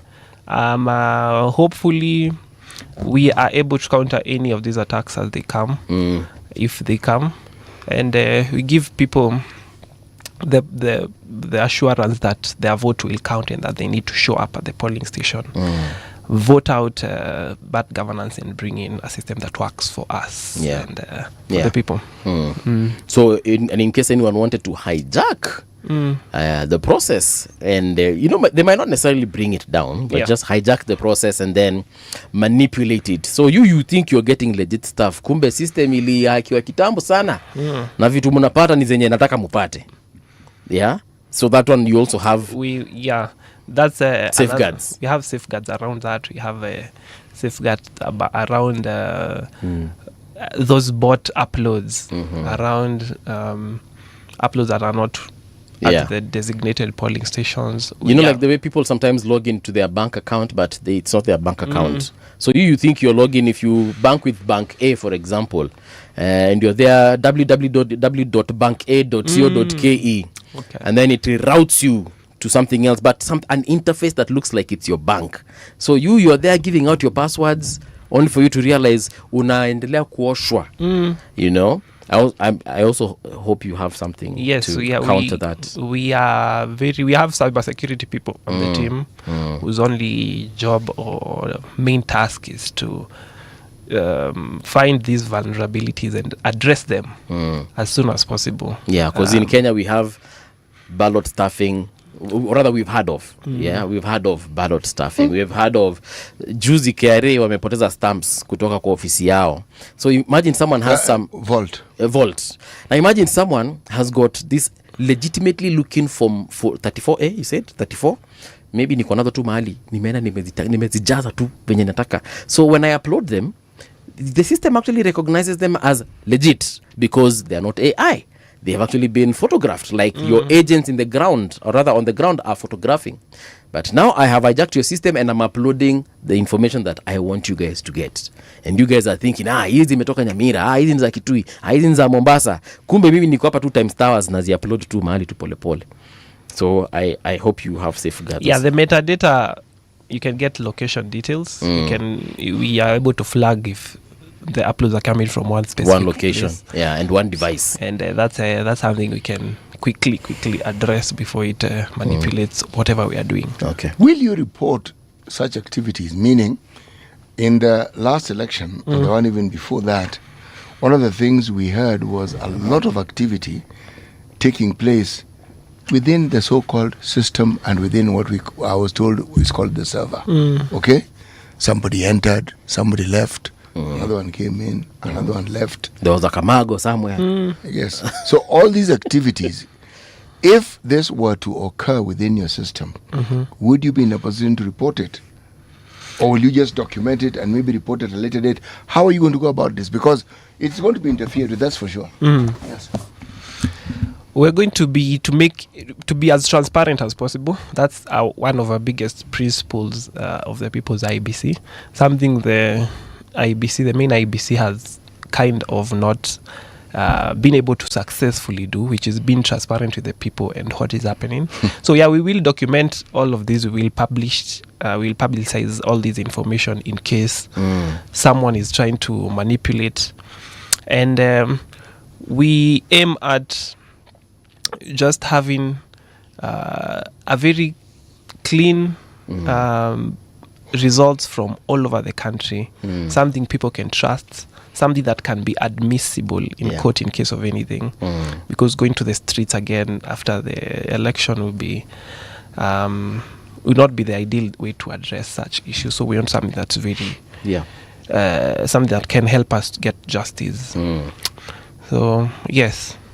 There's some comments here. Let me just read some of them. First of all, Tindi samesema, good morning CT. I pray for this guy Mungu awaweke beyond 2027. So no, ushaanza kuombewa Victor Lesusian says, so who will be taking the pictures and uploading? Is it the agents? I think you said it's the agents. It's the agents. Sylvester Don amesema, good morning, my neighbors. And then there's Kiaran. Let me just say Njuguna. Njuguna anasema, I thought he said before it's got blockchain encryption. Did you say that anywhere? Because you haven't said it here. Yeah, okay. I've said it in the many videos I've been publishing. We have blockchain encryption, which is another way of just protecting against vulnerability, against people attacking the system in whatever way. Yeah. So yeah, blockchain is a very reliable way to protect against such things. So for the sake of CT, what is blockchain? Blockchain is blockchain is zile blocks za kujenga nyumba. Sio hizo blocks. What is blockchain? Blockchain is a system that it ties things. It's a chain of blocks, literally. That's where the name comes from. It's a information chained together, and it's digital. So it's tied together in some way where if any one of these blocks, so for example in our case, these blocks will be the values of the each polling station, right. So the tallies and the whatever. Yeah. So if any of these blocks has any problem or any deficiency in terms of the criteria we've set. So for example, if it doesn't meet the votes cast does not match the votes whatever. If anything does not match the criteria we've set, the whole thing is flagged. Yeah, first of all it's flagged, and the whole thing just cannot move on with doing until that specific one is addressed. So it's a very secure way of ensuring everything that's on that block chain is whatever it fits the criteria we have preset, and it's so it's like a lock and key, right? So you cannot join this if you're not if you don't belong to exactly this. Okay, exactly. There has been talk. People are saying, or rather suggesting, that perhaps even we should now start doing our elections in that kind of way, using blockchain technology to actually vote. So that means I can vote from my phone, from wherever I am, and I just cast my vote because I have been identified as the unique user of this particular phone or laptop or whatever it is that I've been using. Is it something that can be achieved? Has it been done anywhere that you know of? It's definitely something that can be done, but of course societies evolve to trust these systems. Currently, I don't know, but maybe there are some countries that are using this system, but I've not heard of any. Yes, but it's definitely something that's coming. It's definitely something that can be implemented even as per now. The issue is now the human part of it all. Do Kenyans trust this? I mean, look, if we can send money on our phones, you send to your grandma or your mom in Ushago, surely you trust that process. You don't even think twice. You just open your app, unaweka to the amount, you send it to your mother, and you trust that your mother has received that money until she calls you maybe and she tells you, oh, kutuma, and you're like, wait, if we can do that, why can't we do this? We can do it. If it was up to me, I would really advocate for it. But there are so many stakeholders there: the government, there is the opposition, and we all need to bring all of these people on board. So I think that's what but the technology is definitely there to enable these. You said you will use agents. It's a question one of our listeners has actually asked. Which agents? Because by law, which agents are allowed at the polling station? It's and how will your agents then work? Will it be agents that are already certified to you to be present at the polling station, or these volunteers? How will you guarantee that they legitimately can do what it is you want them to do? Yeah, like for party agents, they have to be accredited by IEBC to be allowed to be in the polling station when the counting is going on. Yeah. So will yours be accredited? Will they? So there's two parts to it, and one is we are aiming at getting people who are actually allowed inside the polling station. So there are clerks, there are media observers, there are people, political party agents, as you said, and these are some of the people who can be our agents. But there are also people who are, as I said, the presidential result, the Form 34A, is by law required to be placed behind the door after tallying. And so, meaning it should be in a place which is visible to any member of the public. Any member of the public. And agent or otherwise. Yes. Accredited IEBC agent or not. So these people who may not have accessed the polling station will actually have a chance to go and look at the form there, take a picture and send to our systems as early as they have been displayed there. I wouldn't advocate that you use party agents. I'd rather use independent ones, because I might be an agent of City Muga na nitake kumanipulate pia kwa system yenu ndio ikae nikaa City ameshinda na maybe City hajashinda. So me, I just put my own things there because after all, this party is agents in this country are businessmen and women. Yeah. Okay. And the business they're in happens once every 5 years. Yes. So they place a lot of stake in it. This volunteer thing is all good and well, but perhaps what you suggest, once it is posted and anybody can access it, you can picture it. I mean, you can take a picture of it. The only thing you can't do is remove it. Yeah. Okay? But taking a picture... it's allowed. Oh, yes, you can. Yes. Okay. That you can. Yeah. Wow. Someone is asking here also. This is Ernest Luvara. You had answered this, but let me just ask. Is this system supported in law? If so, then it should be used to make credible and verifiable, not necessarily to put someone to power or remove the other. Yeah. Yeah, we are within the bounds of the constitutions. The freedom of expression enables us to do this. But of course, as I've said, the mandate of announcing is onto the chairperson, and it's not something we intend to do. Yeah. We don't intend to say the elected president-elect is so and so. We are not going to do that. That's the mandate of the IEBC. And so, if we do that, we're just being unconstitutional as the people we are trying to get out of power. So we are aiming at being as constitutional, acting within the bounds of the constitution, which is parallel tallying, freedom of expression, displaying these, but not announcing. If someone decides to take you to court for whatever reason, because they feel threatened by what you're doing, and they decide apana, hii na kidogo apana, are you prepared for that? Do you have the funding to protect yourself against this? Because unajua ukienda kotini, my friend, it's not 2 shillings. Yeah, it's not. There are some things we cannot control. They are they are outside our control. That being one of them. If someone tries to take me to court or take our whatever to court, we'll deal with it as it comes. But as I said, we are trying our best to be as constitutional and as lawful as we can, because all these are just giving people who may want to manipulate results a chance to again get away with it. So we are trying to be as lawful as possible. So has anyone reached out either to support or intimidate? Maybe someone reaches out and says, I want to support this cause and I have this financial muscle. I can even host you in my offices in Westlands and I host your servers. All you got to do is just scam nitawasaidia. Yes, there has been the bulk of our support has come from ordinary Kenyans through the contributions and donations on our page. But we have people who have voluntarily offered as servers, as you've said, come and host these here. But we are very skeptical about doing that because manipulation, as you said, giving a lot of power to very few people. We want it to be as decentralized as it can. So we have had a lot of offers and requests from number of people. The intimidation is not very... It's very subtle. It's the people in the comment section saying, "Oh no, what not." But wait. What do you mean? Oh no. What do they say? They just say, "We'll jam this system. We'll hack this system." Okay.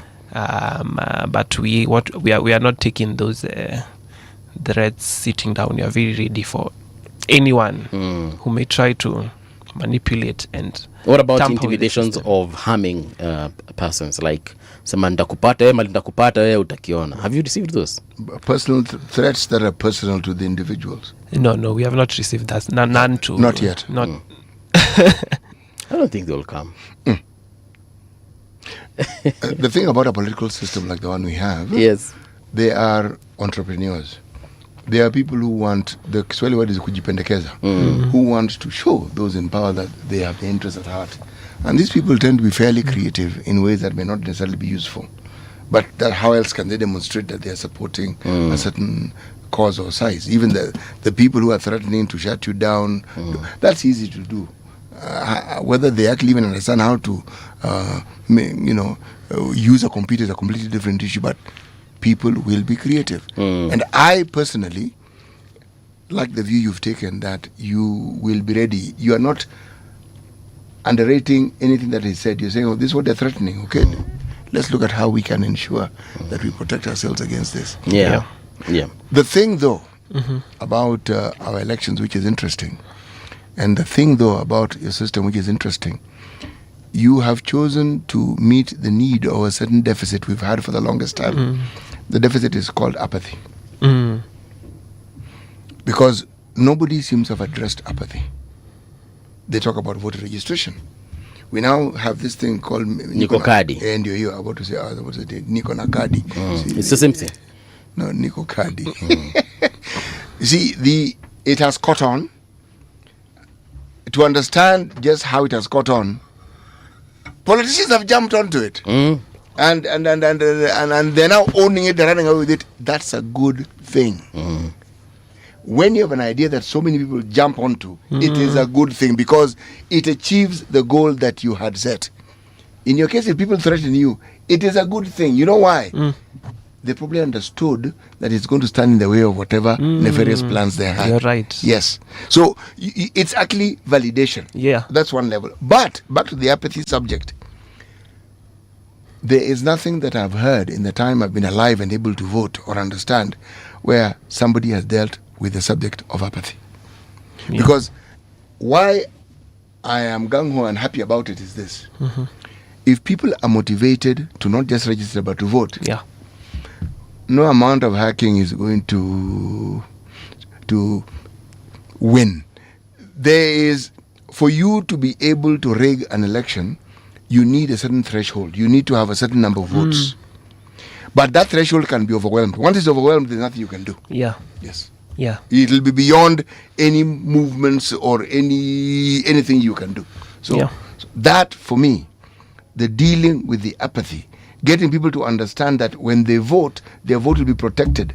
That, for me, is the key thing, the fundamental thing that the project that you have has done. Yeah, addressed a problem that nobody else has addressed. You're right. Because in the last election, 7.8 million registered voters did not turn out and vote. No, they did not vote. That's a big number, considering the president won by 7 million. There are those who argue that those who didn't vote are the ones who won the election.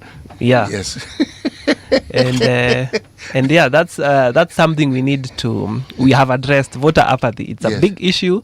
It's a major issue that is tried to address at the very end, trying to make people come out, get the vote out and vote for this person. But no one has really tried to address the root cause, which is do people trust their vote will be counted, will count in the final tally. And that's what we're trying to do with the People's IEBC. And we are hoping and praying and trying our very best to ensure this brings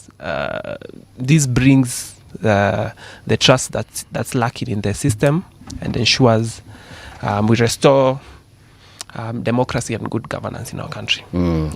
But have any politicians reached out to you in the hopes of perhaps wanting to help your cause? Yes, I've received requests from a number of politicians, people who actually want to just use it for their own agents.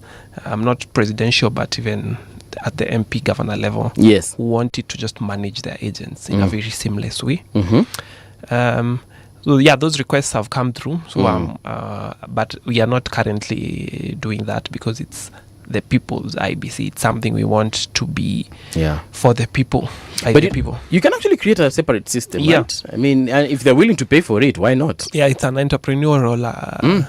There's an entrepreneurial aspect to the system we are doing. So you make for me like paulmungalambuvi.com or .org or .whatever, so that I can manage your agents and see what is happening in my. Like he wants to buy for a city in Kitui Southeast. Okay. Yes. But if I wanted to, I mean, if I'm willing to pay for it, why not? Yeah, why not? But there's a very thin line before we get tied into the money making part. You know, there's someone who came here, a politician, a sitting member of parliament, who created his own system, not as elaborate as yours, but we marveled at the simplicity and how he was able to understand his votes. He told us he had 20 agents? I honestly can't remember. Yes, but what he did is called Kalebamisi. What he did, each of them had a phone, a smartphone. And piga picha tuma. Kwanza, there were several times you're told at such a time, piga picha, you're at this particular place where you're at, which shows that uko hapo. Okay? If you are in Upper Hill Primary School, piga picha hapo. Okay? So they all come in. Yeah. As soon as you're sent 1,000 bob. Okay? Then take a picture of this to the point where now that posted results, you take a picture. And so he had people who were waiting for these figures to come in, and he tallied. And he said, actually, he was telling us by the time the polling stations were closing, he knew he had won. He knew he had won. As IEBC was announcing 2 days later, but alikuwa anajua. He knew. Let me quote him. He said, "I was already drinking Jack Daniels." So he knew, and I thought, but it's very. This man didn't leave anything to chance. And at every stage, his agents who met the criteria got paid. So he didn't have to, and he wasn't moving from station to station. No, he was in one place, and this was happening. That's brilliant. Yes, it was. Yeah. So he just went, celebrated, and was waiting. And when he had someone wanted to do something, he was on it immediately. Yes. Before things, because in this country, you can win, but it is announced as the winner, and then you're wondering,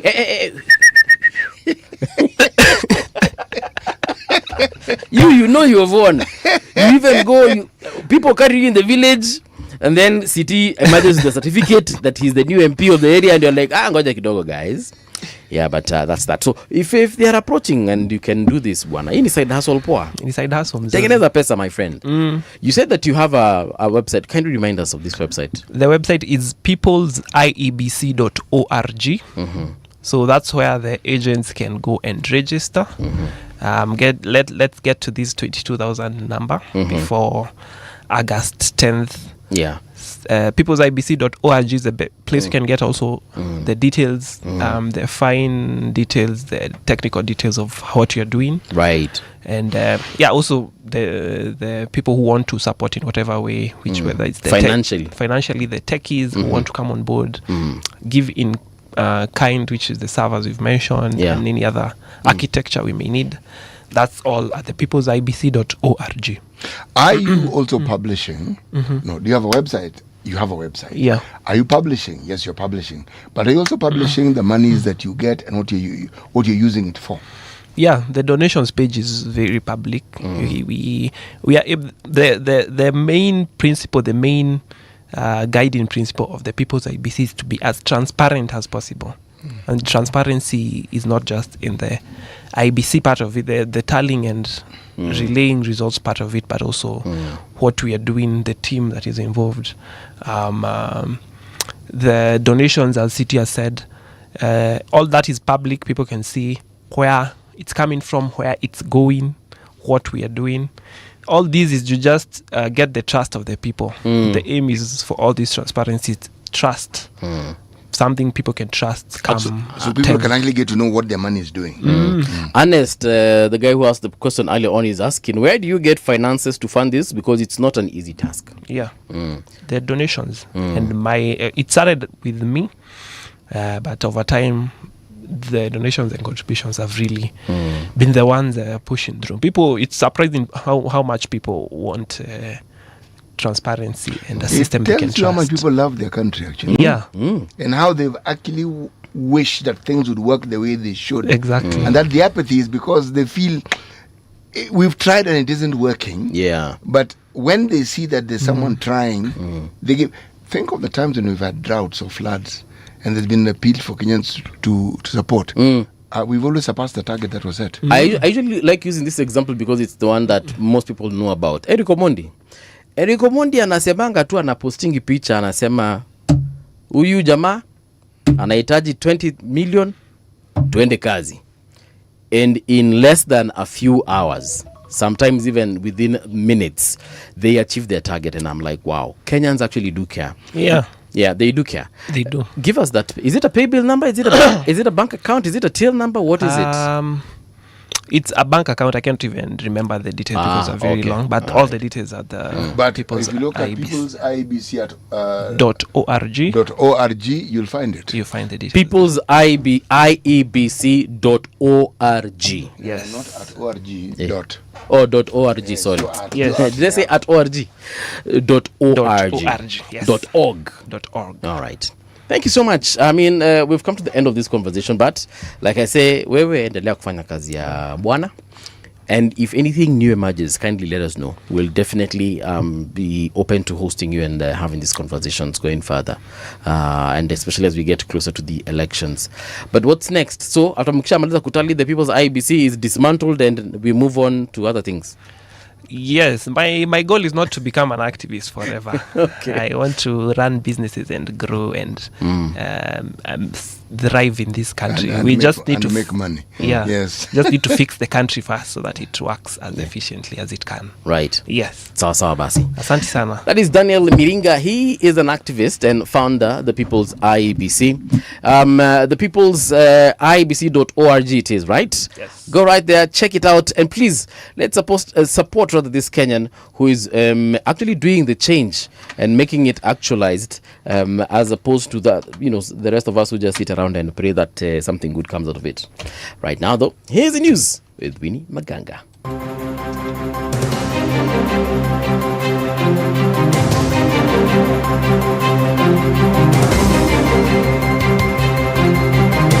This is the Radio Generation News. Good morning, I'm Winnie Maganga. The Independent Electoral and Boundaries Commission will today launch an enhanced voter registration exercise across the country. The Commission says the exercise will run for 30 days until April 28, 2026. It aims to give Kenyans a chance to register as voters and update their details ahead of upcoming elections. Registration will be conducted in county assembly wards on a rotational basis, as well as in universities and colleges. Lawyer Paul Mwangi has claimed that division within the Orange Democratic Movement are part of a broader political strategy by the late Raila Odinga. He says the factions linked to Secretary General Edwin Sifuna may have been part of an exit strategy as Odinga managed his relationship with President William Ruto. Mwangi added that the current tensions reflect a long-standing split within Odinga's camp between a political diplomatic group and a more militant wing. What you're having today is actually a fight between two Raila factions, a political diplomatic faction and a militant faction. Unfortunately, there are questions now that arise about legitimacy, that who are the legitimate representative of who Raila was. They are all legitimate because Raila was a complex political character, and all of them represent something he did. Health Cabinet Secretary Aden Duale has challenged DCP party leader Rigathi Gachagua to provide evidence for claims that Social Health Authority will collapse. Duale dismissed the claims, saying the scheme is stable and backed by data. He added that more than 30 million Kenyans have registered, with about 12,000 new registrations recorded in a single day. I am told today he talked about SHA. and he said he has a dossier. I dare Rigichi, as the Minister for Health, I dare him to release that dossier tomorrow at 10. Today, as we sit here, over 30 million, 191 Kenyans have registered with the Social Health Authority, including yesterday, 12,000 Kenyans have registered. National Assembly Majority Leader Kimani Ichung'wah has warned that security agencies will intensify operations against banditry and cattle rustling in the northern grazing zone of Meru County. He says Interior CS Kipchumba Murkomen has assured residents that the state will spare no effort in dealing with bandits in the region. Sections of the county have in recent days have been subjected to clashes between warring communities over land and pasture disputes. Nikija wakati nimetoka kanisa Kikuyu nimepigia Kipchumba Murkomen, waziri wetu, na akaniambia ako na amri ya rais, na already amegazette those disturbed areas including Samburu County, and he has told me to assure you as a people of Gembe, he will leave nothing to chance, and he will spare nobody. Wewe uwe ni kiongozi aina gani, uwe ni waziri, uwe ni mbunge, uwe ni MCA, uwe ni governor, uwe ni senator, ukijihusisha na wizi ya ng'ombe, utashikwa na utachukuliwa hatua. Australian police said Monday they shot dead a fugitive gunman wanted for killing 2 officers, ending a 7-month manhunt for one of the country's most wanted criminals.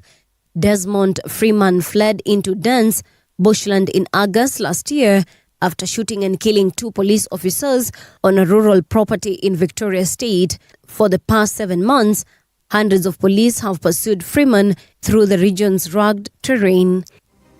And that's the truth on Radio Generation. Good morning, I'm Winnie Maganga.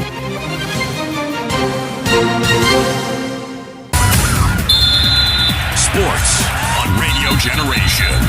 Good morning, I'm Samuel Otieno. Tottenham Hotspur looking to appoint a new permanent head coach with Roberto Di Serbi among their top targets. The club has parted ways with interim boss Igor Chuda after just 44 days in charge. Tottenham made the decision following a 3-0 defeat to Nottingham Forest, which left them above the relegation zone. Di Serbi is currently available after leaving Marseille earlier this season. The South Africa Wheelchair Basketball Federation Women's head coach Gina Panyana has praised Kenya's efforts at the ongoing Africa Wheelchair Basketball Championships in Angola. However, she warned that if Kenya won't invest in early training of athletes and coaching, then the country risks to be only participants and not competitors. You need athletes who are able to, like these guys, they can pull up to the low base and shoot. Out of 20, they're making 16. They're making high numbers. So we as athletes need to start being better at our own individual skills. Before your individual skills of an athlete, you need to be physically strong, you need to be fast, and that comes from your own taking care of yourself. Now, as a team, there's the strategies. Across the continent, IWF is providing a coaching course, and that will be able to help a lot of these teams build on what we should be able to play on the floor. And that's your sports update on Radio Generation. Good morning, I'm Samuel Otieno. Sports on Radio Generation. The views and opinions expressed on this program are those of the guests and do not necessarily reflect the views of Radio Generation. Radio Generation assumes no responsibility or liability for the interviewee's views. This is Radio Generation. In the beginning, there was morning radio. But now there is Radio Generation's The People's Breakfast, curious and bold, getting facts from the shadows. That's what it is. Now, as the city wakes and secrets stir, a bright new voice shines. The People's Breakfast, your morning, your voice, your journey. Good morning. Good morning, my neighbor. Welcome to the home of hard truths and bold insights, Radio Generation. Good morning and welcome back. This is Radio Generation, the People's Breakfast on 88.8 FM in Nairobi, 90.7 in Mombasa. Garissa, it's 89.5. But like I usually say, internationally, we are recognized on www.radiogeneration.co.ke. Here at Nakuru County, like one of our listeners was telling us early on, you can get us there. In Minnesota, watu wa Perth, Australia, thank you so much for coming through. Tuendele. Omar Ibrahim is asking about hosting the server for the People's IEBC on the cloud server. Yes, actually, Ibrahim, he has said that that is their next goal, their next step. They're heading towards being hosted on the cloud server. And like you said, we wish them all the best. But in this hour, we want to talk about the looming fuel shortage in Kenya. And with us is the founder and CEO 33 Energy. That is Mr. Mohammed Salat. Mohammed, karibu tena sana to Radio Generation. Thank you for inviting me, and it's a pleasure to be here with you guys. Nimesikia ukisema uko na kahoma, pole sana. It is the season. No worry, thanks. Asante. City has got this thing from Eritrea. It's a proverb that you'd like to share with you. And perhaps you'll tell us what you think about it. Oh my God. Yeah? It's a very simple one. No, the interesting part, it's scary to interpret city proverbs. But the good thing is he never shares the marking scheme. So whether you're right or wrong, I'll survive. Actually, he told our previous guest that there's no right answer or wrong answer. Really? It's your interpretation and it is acceptable. It's a proverb, and all you're doing is telling us how you relate to it. That's it. Amazing. Yes, it's not that, you didn't quite.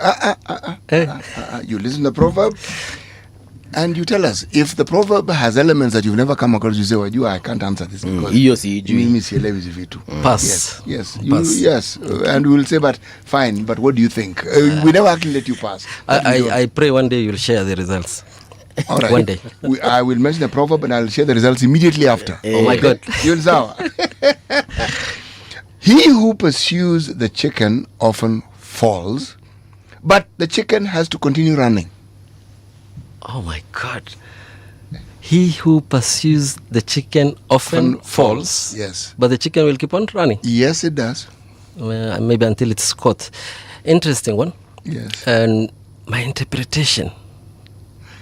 Don't overthink it. I'm not actually. Yes. Mine is, you might start a fire and it will keep on blazing to a point maybe you can't even stop it at one point in time. See, told you. Was that difficult? Luckily not, yeah. You see what happens is you've related it to something that came to you. And that's really what you need to do, the proverb. Yes. Okay. Some people would have related it directly to maybe the discussion that we're about to have or to the profession that they're aligned to. And all that is correct. I mean, it's you telling us how you respond to the proverb. Yeah. Honestly, on the topic of discussion, right? I don't know. Do you want to know who the chicken is and probably the one running after? Now you've understood. Thank you. Yes, exactly. Thank you see, now that is you interacting with the proverb. Absolutely. Yes. And you remember what I told you last week? Engineers will give you an answer in relation to engineering. Doctors will tell you in regards to medicine. Now you are in the energy sector. Absolutely. And you will interpret it in the way that you do. Thank you. Now that we are there. Yes. Is there really a shortage of fuel? I understand there's a ship that has docked in Mombasa, or it docked in Mombasa a couple of days ago. MT Paloma, we celebrated with the arrival of that.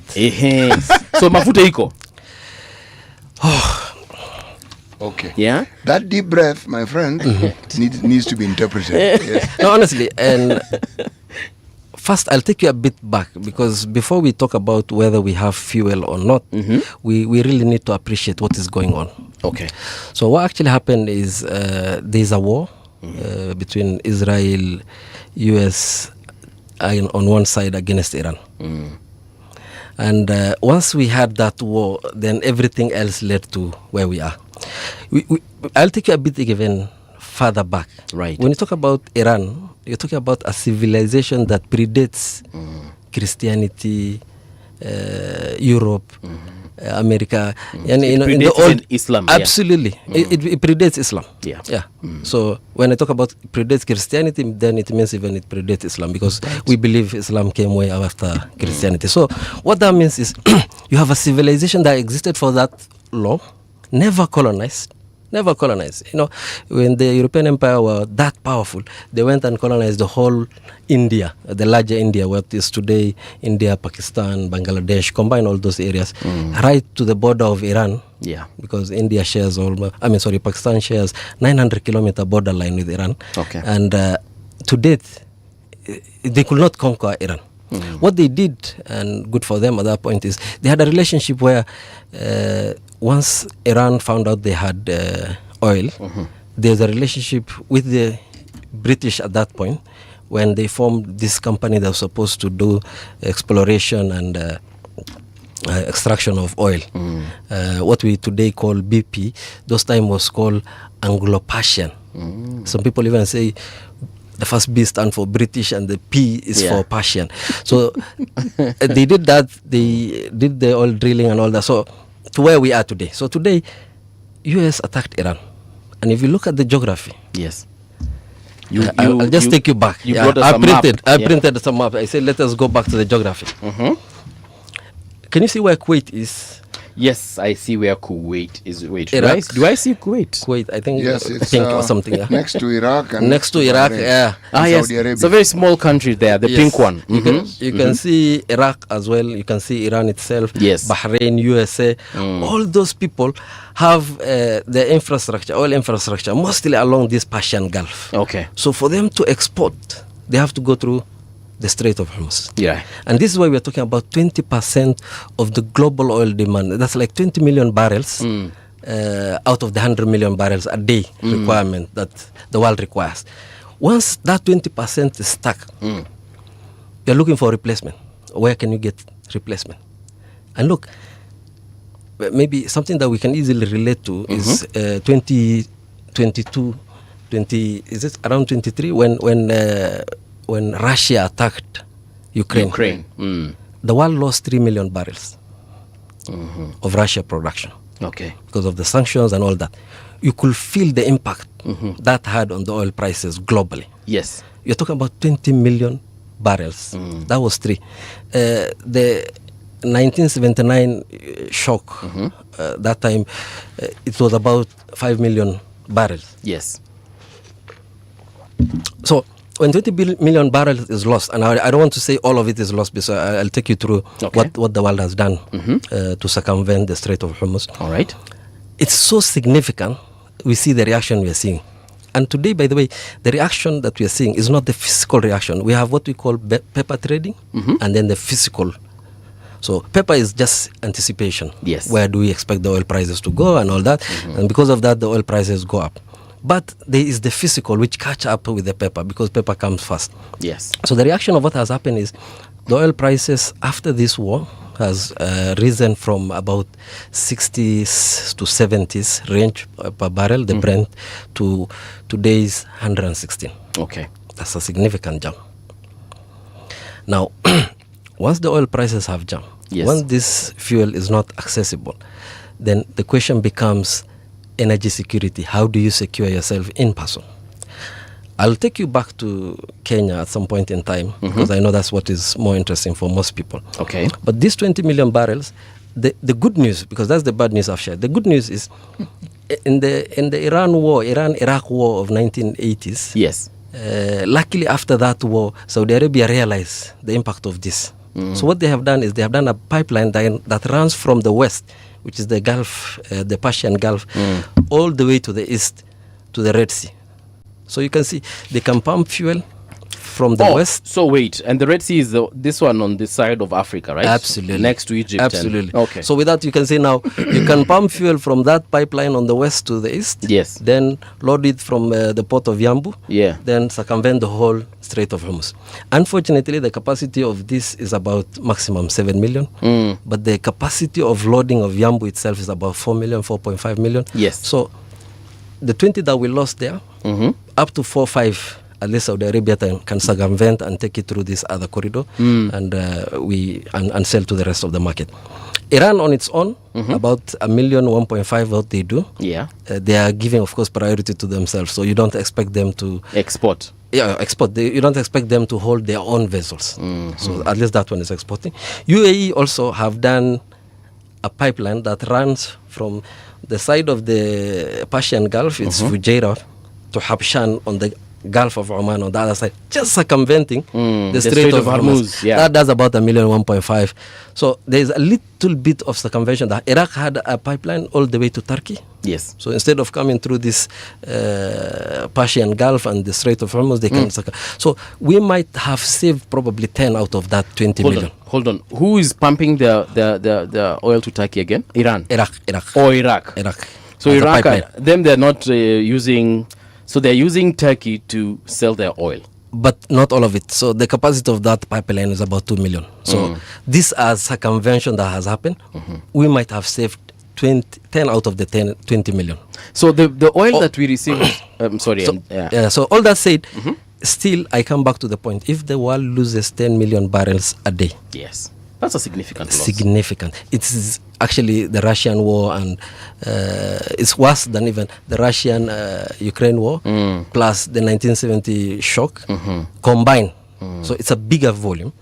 That's the bad news. The good news is the hope that probably this war might end. And by the way, coming back to home Kenya, before you ask me your question. Yes. When you're talking about 20% of the global requirement, yes, that's the world. You know, the Western hemisphere has US, Canada, part of Europe producing oil. For us, it's 100% of our oil requirement comes from this region. For Kenya specifically, yes, and I know we'll discuss this, we did what we call G2G, a government to government with Saudi deal. With who? Saudi and UAE. Yes. All right.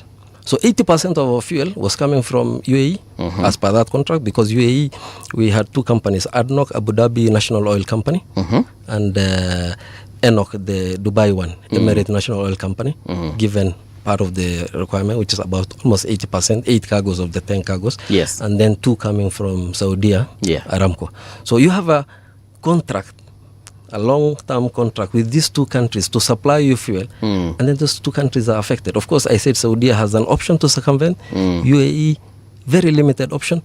At the end of the day is, even if the fuel is available, yes, it comes with a premium. It comes with a huge price. Yeah. And for you to appreciate, you've started with the vessel that came in the other day. Yes. Where did that where did that fuel come from, that oil? And tough question. Of course, we can only rely on the document shared. So if you look at the bill of lading, it shows it's loaded from Port of Fujairah. Did it really load from Port of Fujairah? It's a different story altogether. But for me, the point that I want to put across is that cargo, the premium, and I will take you through another equation. The premium, which I will explain what that means, that the supplier is charging on that cargo, yes, is 3 times or higher than the premium of the cargo that came before. To give you specifics, the last cargo of PMS, as per the G2G deal, was around $84. This comes with about $290 per metric ton. So what does that mean for the fuel that we shall get at the pump? That specific cargo is probably 66 shilling higher. And before I take you there, let me take you back. Let's do an equation. I know City is very good in writing this one. City, the price of oil in Kenya is equals to, number one, if you could write for me, please. I'm listening. I will write. Okay. Global oil prices. Can I borrow a pen, City? Which one? What color would you want? The red one, this one. All right. I also want to write it down. Nisibaki nyuma. Oh, sorry. What the price of, the cost of, before even I come to price, the cost of fuel in Kenya today is equals to, number one, the global oil prices. And when I was explaining, and when you hear most of the analysts, they talk about the crude, but we are talking about refined, because as we have to import refined product, that's why so plus, call it CIF, cost of insurance and freight, plus the premium the supplier is charging,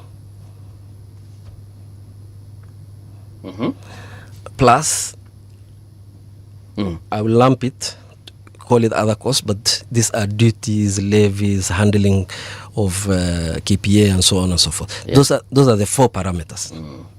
Now let's go back to one by one. Yes. The first one, global oil prices. Yes. That's why we're talking about the Brent crude have risen from about 60s, 70s before the war to about 116. If you ask everybody, is that too high? Not really, in terms of expectation. The hope that DJ Trump will end this war, or what the Americans call taco. Yeah. You've heard of taco? The tacos that Mexicans eat? Not really. It's a different story. Okay. So they call it Trump always chicken out. Okay, The fact that probably he might pull out is an acronym. Okay, It's something they call for. So the hope is taco. He will chicken out. He will probably end this war. Is one thing.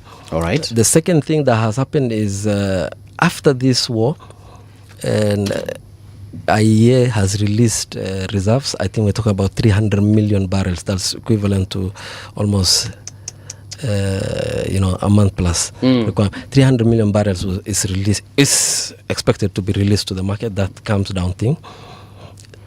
Number 3, Trump, in his own wisdom, has there was the sanctioning of Iranian and Russian molecules. Yes. You could not buy from Russia, you could not buy from Iran. Including Iran, which is fighting with, is now desanctioned or sanction removed. So you can buy Iranian oil just to calm down things. So there are a lot of things that are happening. The geopolitics of what is happening are quite significant. It's quite difficult to predict where we are heading. For me, the question is not about what price. It's about, can we as a country and even as a region secure the next cargo? Because if you look at what the CS shared the other day, plus including even this emergency cargo that landed recently, it's about a month requirement.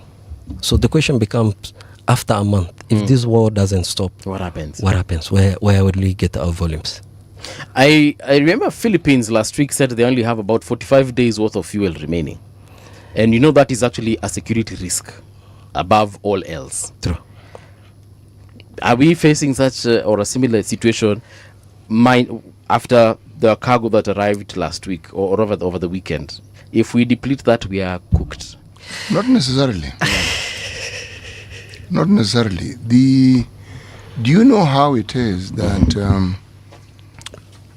renewable power that we now know of as solar and so forth, do you know how the interest in this alternate power sources came about? In the 70s that he touched on, that's the first time we actually experienced what Kenyans now know as inflation. That's when OPEC now realized that they had muscles that they could actually use. So the shilling at that particular time, the dollar was 7 shillings to the dollar. All that changed when OPEC flexed their muscles a little bit, and the world changed. And there was the understanding that, if we're going to be relying on this, because we've been relying on it for quite some time, as the only source of energy, we are going to have a problem. What I have found is that anytime something similar happens, and now in this information age, what you're guaranteed is, yes, there'll be discomfort and some extreme. But this is now the opportunity that alternative energy now comes into being. Absolutely. This is what has happened before, and now it is even more likely to happen. Why it was slowed down was because in the time when solar power and the others came into being, the people who ended up buying the patents of these alternate sources of power were the oil industry. So they controlled it. So they controlled the competition. So the competition could not. But then again, over time, this is what often happens. Independent power producers who know the interest in alternate power come into being. So yes, the discomfort may be there for some time, but the problem is it will open a door that will remove that stranglehold. This is what often happens. I concur with the city in what he has just said. Yeah. The only unfortunate thing is we're talking about two impacts, city. There is the short-term impact and the long-term impact. I agree with him 100%. Long-term, whenever this kind of hurdles come through is when actually human beings start thinking, and a lot of things or great things to happen. As I just mentioned, Saudi Arabia, just before the Iraq and Iran war, And exactly what is happening now is what was happening. They started calling the tankers war. If you load vessel product with your ship, then I come and bomb. So that is the time when Saudi wake up and said, this can't work. That pipeline was built after that. Before that shock of the 80s, US was producing maximum 5 million barrels a day. When they realized over-reliance on the Gulf region, it has made them think out of the box. Yes. And that's when the shale revolution happened. I mean, they came up with new technology of exploration and fractioning. So today, it is the biggest oil producer, probably doing 14 to 15 million barrels a day. To a point that they are net exporters. They export about 5 million barrels. They have surplus to their demand. So I agree with him. When this happens, is when we all sit back and say, what is alternate sources of energy? Yes. So the green energy kicks in. And a lot of times, it might not be even the green energy. So for example, when the Russian-Ukraine war happened, that's when we realized, and it's good you have raised Philippines, one of the countries that are most affected is the Far East. So the Philippines, Thais, Japan, China, whatever, all these countries are affected. Of course, they will not be affected the same way because of the economic power. But what happened is when the Russian-Ukraine war happened and there was no gas available, and the little gas that was available then was diverted to Europe who are willing to pay more, we realized people started using coal. So we might celebrate and say, okay, we might move to a greener sources of energy and reduce the impact of climate change. It might not be so. I mean, we might move part green energy, part to even worse fossil fuel or coal, which have bigger impact on a country like Germany, who had shut down many of their major coal mines and coal factories or industries that relied on coal, brought coal back in. But a country like Mozambique started benefiting from it because they are a net exporter of natural gas. You see, one of the biggest in terms of deposits. One of the biggest deposits of gas on the planet. You see, some of these things, even some of these countries that were never net producers of oil, started exploring and they found they had oil. And they started building refineries. I mean, a good question for us, Kenya. Maybe before I do that, let me go back to my question. So I just explained the first part. The global oil prices are rising. The second part is the premium the supplier is charging or the profit. I've told you in the case of the emergency cargo, we're talking about probably 3 times the premium that we used to charge before. The third one is the duties, etc., etc. Okay. So now the good news in terms of what will happen on the pump prices, this is where the government has control. So will the government forfeit some of the levies that they have charged recently, or for example in 2023 we have increased VAT from 8 to 16% on fuel. There's the levies that we started charging recently of about 7 shilling 2024. But more importantly, if you remember the previous regime, when prices were going as high as this, especially during the Russian-Ukraine war, is when we've seen subsidies, government actually subsidizing fuel. So as you know, our fuel regime happens once every month, I think around the 15th.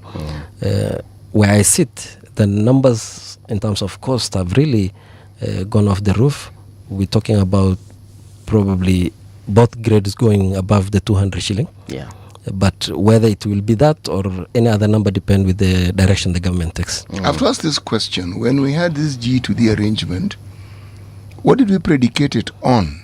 That the price of whatever it is that we're buying would be subject to the market forces, or did we fix it on a certain range beyond which you could not go? I mean, what were some of the salient details? I mean, the parameters remain the same before G2G and after G2G. So it's always global oil prices plus a premium.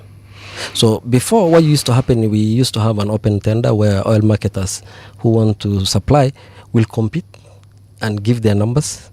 What used to happen is, depending on the competition, some people can cut as low as it could get. But when the Ukraine-Russia war happened, and from the learning at that point in time, and the new regime came on board, they said, look, no, we don't want even to rely on importers. We want to do it ourselves as government. So what the government did is, they have done their own competition, and but of course between government-owned entities and selected those three entities to supply. So the arrangement again is the same: global oil prices plus so a pre-agreed what are the premium. advantages of a G2G arrangement? I mean, the advantages is as like what is happening now, and what you just said in the Philippines, who have declared a state of energy emergency. Where I sit, fuel or energy in general is a national security matter, and it should be treated so as a national security matter, where the state has a lot of say. So, for example, look, DJ Trump was threatening. He's actually called Donald J. Trump, so it's Yeah, DJ so Trump. I don't mean the. No, I don't mean the other DJ. I mean DJ Trump. The humor is in my mind. It's in my head, not in what you're saying. Yes. It's too early for us to crack jokes, but I mean, Trump was threatening a week or few months earlier, threatening India that you cannot buy Russian molecules.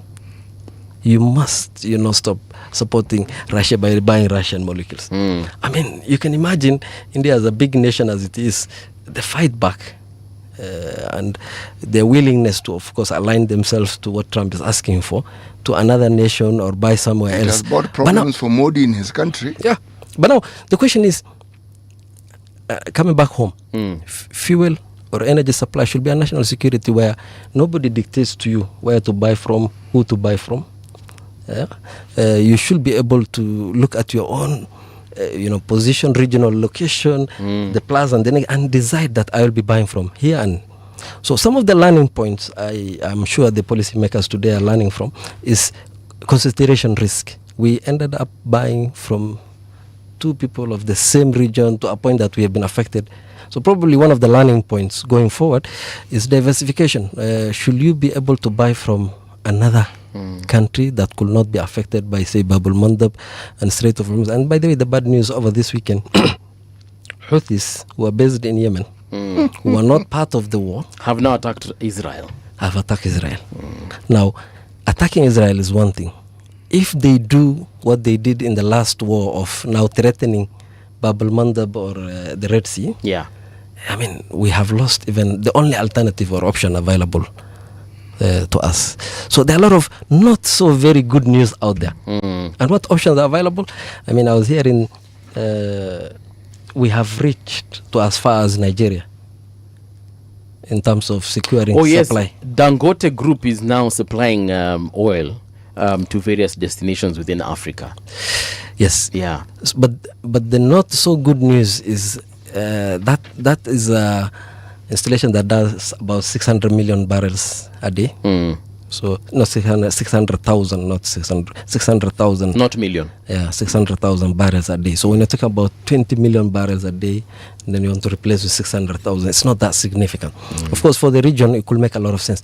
But remember what I said, CIF, cost of insurance and freight. Yes.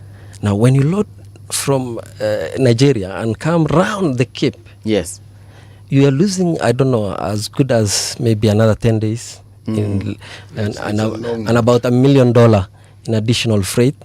Yeah. So what's happening is every options that you move to other than what you have today is an additional cost. And coming back to insurance and freight, today, even if the fuel is available, yes, even if you want to try and load, the question becomes which vessel is willing or vessel owner is willing to go through that risk. If a vessel owner is willing, then insurance is not even available. If it's available at a premium. So it's tough time to be in. Yeah, so even the insurance companies they don't want to insure. They're not insuring. The underwriters are like here to chukui. Now, in terms of alternative sources of energy, sana looking at biodiesel. Canada is producing its own biodiesel, including even Saudi Arabia is producing biodiesel. We have Indonesia, Malaysia. Watu wako na biodiesel. Why are we not using this process, this particular diesel, as opposed to relying heavily on fossil fuels? Wow, good question, and I might not be expert in that field. I had a very interesting discussion with a lady recently, and I think now she becomes the jewel. I have to really look for her, and she's talking about the same thing, ethanol.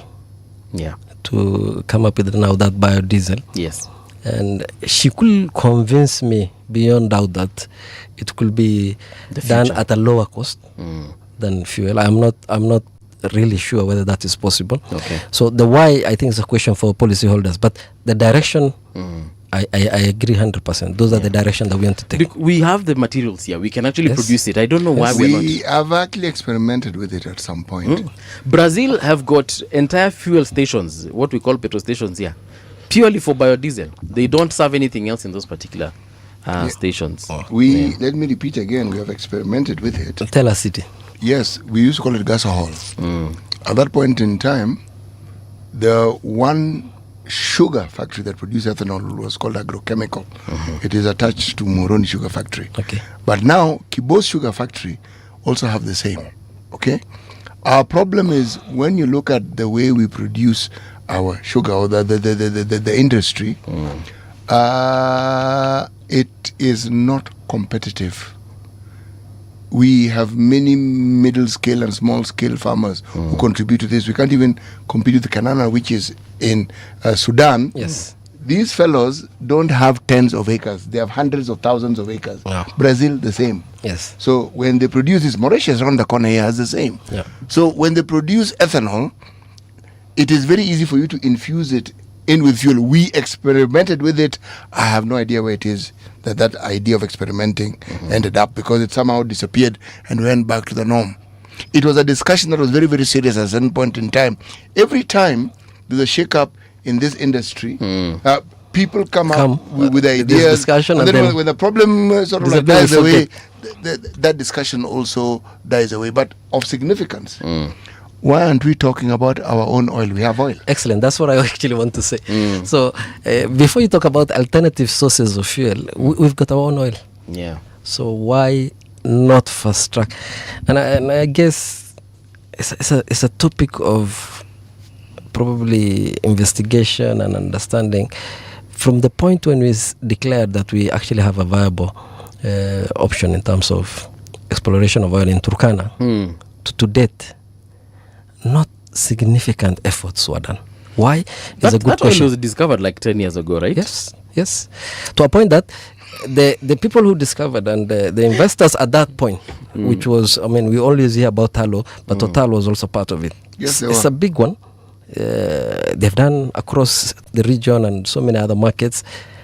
Total actually pulled out of frustration and said, we're not getting the regulatory supports and so on. It wasn't that we didn't have the deposits, it was regulatory frustrations. Absolutely. It's the same reason why Total also pulled out when we're talking about the pipeline here, okay, that was supposed to go to Uganda, okay? Forget the logistics of mountainous regions and even, but again, security, all those things that were mentioned, that is to sanitize the situation. It is how we do business here in Kenya. Yeah. Chances are there were individuals who are asking for things that Total said we're not doing. That's usually our problem. But City, where are we today as far as Turkana oil exploration? We engaged reverse gear a while back. I'm not sure whether we've gone back to gear 1 yet. I leave you with that assignment. The good thing, the story now is recently we have new owners who bought out Tal oil. It's been in the papers, but I'm not holding my breath. And what I hear, I can't confirm this, is most of those support that were in there before are now in place. I'm not holding my breath because Tanzania have a similar situation. And if you look at what Tanzania have done, they're also building a pipeline. Tanzania has gas. I'm not sure whether we have gas or not. We probably do, but anyway.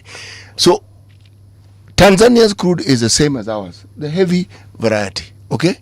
But alternatives as to how it is, you get that thing moving. It's known. There's no secret to it, okay?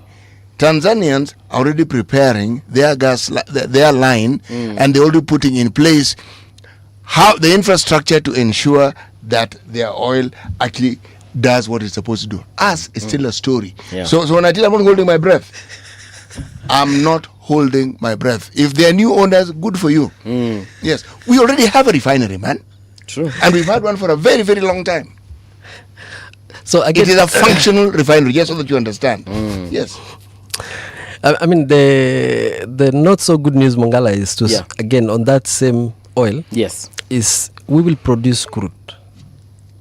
We'll do a pipeline or probably through the rail transport crude, take it to a refinery, refine it, and now bring back diesel and petrol, which is what we know. So again, the geopolitics of what is happening today. Yes. If you have crude, it's as good as not having anything, because crude is not what we want to use. So, I mean, I don't want to go back to what Citi said about we used to have a refinery.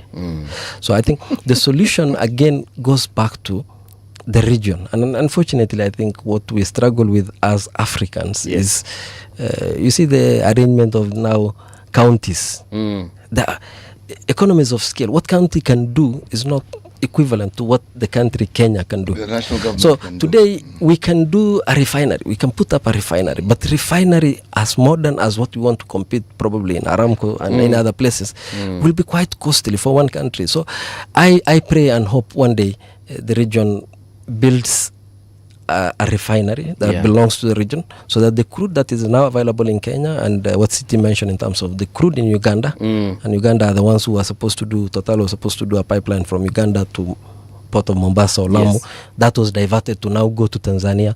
So instead of each of us producing crude, transporting it, I don't know how many miles before you take it to the seashore, sell to someone who will refine, and then you get back product. Maybe the region could co-invest and own one refinery. Sudan and South Sudan, or even Sudan in general, are one of the producers of crude, significant amount. So probably the region could come up, do one crude refinery, and then that refinery comes back and provide fuel to the region. Mahmoud, you know that what we refer to as the refineries in Kenya was an East African refinery. It was not Kenya refinery. I found it's called KPRL, so probably you know from the East African refinery. It was an East African refinery. Yes, there's something we do really well in this country, in this region. We engage, we go backwards. Yes. We achieve something, then we stop, and then we go backwards again. The idea was already there. Ugandans are building a refinery, okay? Just so that we understand the dynamic. There is nothing stopping Kenya from saying, guys, if we can do this SGR together, nothing stopping us from building this refinery together. And put it to the state of art in terms of technology and like your competitors. Because the question is this. You remember I mentioned US is one of the the highest producer of crude oil or oil today. But when the prices rise, and this is something specific to fuel, when the prices rise, they rise across. Even the US today is feeling the pinch. The reason behind it is this.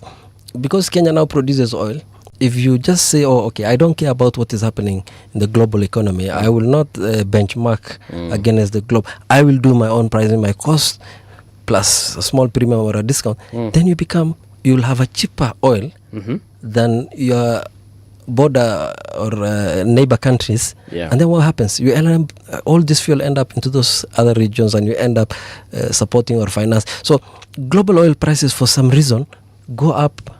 I mean, when the global oil prices goes up, then the whole world, wherever you are, the pump prices tend to follow.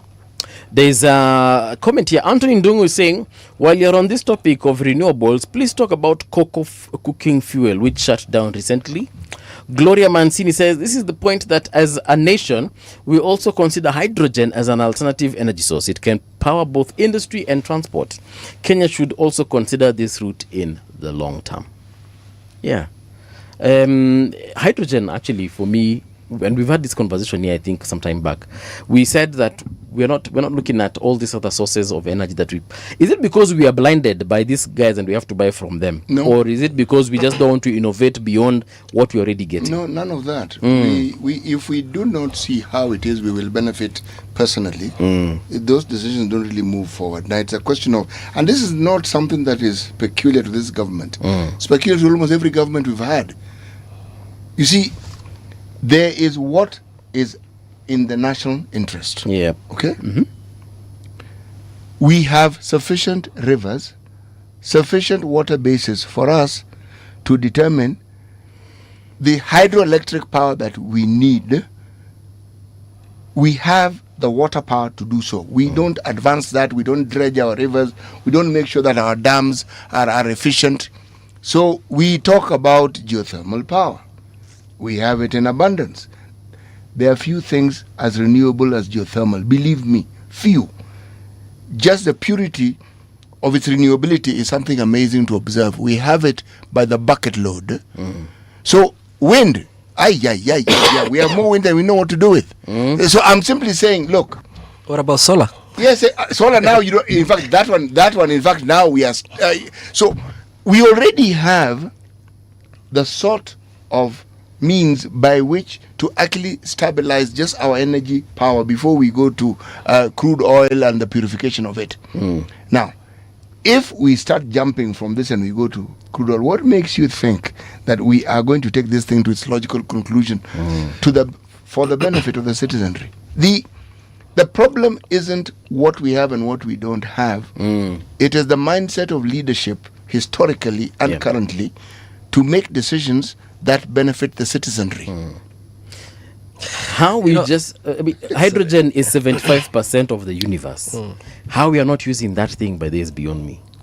Look, and before I concur with the city in terms of what is happening at home or in Kenya. Yes. But the geopolitics of what is happening globally also as well is, you remember there was all this hype about climate change, green energy. It's still there. The pressure was there. Then now let me call His Excellency or President Trump came into power and asked, what nonsense is this? We are the highest producer of fossil fuel. When you talk about green energy and you talk about solar and solar technology, China is so advanced. The whole world started looking at China. So it's like, there are superpowers fighting. So it's like you are empowering China at the end of the day, because when Europe talks about green energy, it means they have to go buy all those panels and everything and the technology from China with the advancement that has happened. So again, suddenly that tap is switched off. It's not getting the kind of support and I'm talking about now green energy and climate change. The kind of traction it was getting before compared to today is different. So it could be what is happening locally, but what is happening also globally. Now I understand why Trump has actually been against this whole issue of climate change. He actually says it's a lie. That particular president is the most honest president I think I've ever He's not difficult to understand. He's quite open book, yeah? Yes, he's not difficult to understand. I have understood why he keeps on saying that this thing is a lie. Before, leadership might not come out quite openly and candidly and blunt in terms of the position they are pushing and why they are pushing. So you'll not be told about China. So before, it's like you have to read between the lines to understand the geopolitics of what is happening. But today, when he's fighting, and when he's not fighting, he's not fighting. Although, if you listen to Iranians now, they're like, every time Trump talks about negotiation, then we should prepare for war. Every time. They've understood him. Yeah, every time they went into a room to negotiate, that is when the bombing starts. So today, he's been playing with our mind. So you've seen, he gave them 48 hours deadline, then extended it by 5 days, now extended by 10 days. You actually have until 6th, which is on next Monday. Right. Before happens whatever happens, like there will be either peace or war. But at the same time, I don't know, over 3,000 plus Marines are moving to the region. You're talking about will he attack the Kak Island. So I was just reading a tweet from the speaker of Iran, and he's like, look, we know you very well. So when you talk about negotiation, because now there's the discussion about negotiation led by Pakistan, as you understand now, there's Turkey, Saudi Arabia, Egypt, foreign ministers discussing with Pakistan on how to engage Iran and so on. And unfortunately, Iranians, Mohammed Ghalibal, is talking about, when you talk about negotiation, is when we know you are coming to attack us. So you are bringing all the troops, new Navy vessels coming to the region, there's no negotiation coming. And unfortunately, in the oil industry, we rely on all this news to determine where the prices will be. It's not about, you remember what I told you about the paper market and the physical market? It's not about what product do I have today at what cost plus my premium and sell. we actually determine our prices on the basis of what is happening globally. Fortunately for Kenya, the market is regulated, so the prices are set by the government. And I think that is where the story of why some stations don't have fuel today kicks in, because you have a fuel at this cost and the price is already determined at Y cost because of the lag of time. Prices is an average of several products. So if you end up having a product that is more expensive than the price that has been set, then happens what's happening, unfortunately. The interesting thing about the geopolitics that you're referring to is that this particular conflict is like none other that we've seen before in that region. And what is clear is that the Iranians had prepared for this for a long time. And they were waiting, literally waiting. And it's like every move America makes is they had foreseen, planned, and they know this is what we're going to do. But something else has happened that has never happened before. EU and NATO, who are known allies of America, are speaking a completely different language from what they've spoken before. He actually requested them to join the war. And they said no. And they are like, sorry, this is not our war. So he's actually fuming. He's talking about how America has used a lot of money in protecting NATO. And they did this. And he's like, we will remember. We will remember. And it's a threat. I think they're already telling him, please go ahead and remember. Yeah, because what you find also happening, again, geopolitics, many of the countries that have never been known to have big armies are now, the continent is being affected, this continent of Africa. They're reducing the aid they give to African continents or countries. They are now going into building their own defenses. And they'll tell you, we are not offering this. We now need to do this. There's a thinking we never had before. We're now having to think it. But it gets worse. Simply because very many corporations, very many countries that are in the EU relied on American technology. They also beginning to say, maybe we need to have a plan B. Our own native. We need to have a plan B, because the problem with this, again, it has to do with what the Americans have done. When you have a tendency of bullying even your allies, you will get to a point when they'll say, we don't have to put up with this. I know they are coming up with their own Google now. They are coming up with their own Microsoft. Because they're like, hey. But City, what I tend not to understand is, for that long period you're talking about, Iran was preparing. Yes, they were preparing. They were actually under sanction. So when a country is under a sanction, you expect, hell to go loose. I don't know when the Americans will understand. I don't know when they'll understand this. South Africa became a nuclear power. When they were under sanctions. When people are under sanctions, they are inward looking. They use their own resources. You're not supervising them. You're not superintending them. And what makes you think they don't have other friends other than you? See, the sanctions serve your interest, isn't it? Why were they furious with Venezuela? Because countries like Cuba were supporting them. Other people, China was supporting them. So these sanctions don't work as well as they think they work. But what it does, it builds internal resilience. So you are busy talking, these guys are busy building. Actually, even China is a very good example. China has got their own systems for everything. They have their own internet, like it's a separate internet from the rest of the world. Why? Because separate of everything, as you put it. Because of did you ever buy one of the Chinese phones, especially Huawei, and Android pulled out, that support? Yes, I happened to be in the middle of it, so I bought the Huawei phone, and you're using Google Map and all and then suddenly everything. So there's alternative. Yes. Similar to Google Map. But then the funny part is now, how can I share this with you? Because I want to share location with you. And so, yes, they have prepared themselves. They are quite developed now. And coming back to Iran, when Iran started hitting with those missiles and drones, they had planned it. So the UAE, the Gulf region, Israel and the US, all they were doing is using anti-missile interceptors. So when you use a missile interceptor for a missile, it's okay. But when you're someone sends a drone, it costs them 10,000, 20,000. You intercept with what? So the world was caught off guard. And today, today. Do you know the expert people are referring to? People have asked for help from Ukraine. Because when Russia and Ukraine were fighting, Iran helped with these Shahid drones. Yes. And Ukraine developed anti-drones or drone interceptors. And today in Qatar, and I'm not sure of UAE, but Qatar, they have sought the support of Ukraine because they're the only ones who have developed. So a lot of times when pain is inflicted on you, that is when you think outside the box and come up with solutions. Do you know what is interesting about Ukraine? Yeah. When you are the USSR, the place where the Russians built their munitions, their tanks, like the capital for all their warfare equipment machinery, it was Ukraine. Yes, it was Ukraine. So they have the industries and the expertise. They may have dismantled it, but the expertise, the knowledge, when somebody devolves the military, like Iran did, 31 different sites, you have a centralized position where they can attack. America have the Pentagon. Everybody knows the Pentagon. Yes. Then they have 31 Pentagons. How on earth? Yes. Interesting. How it's a fight, and when they target, you forgot that you have in that region people who you do business with. Iran is just attacking those people.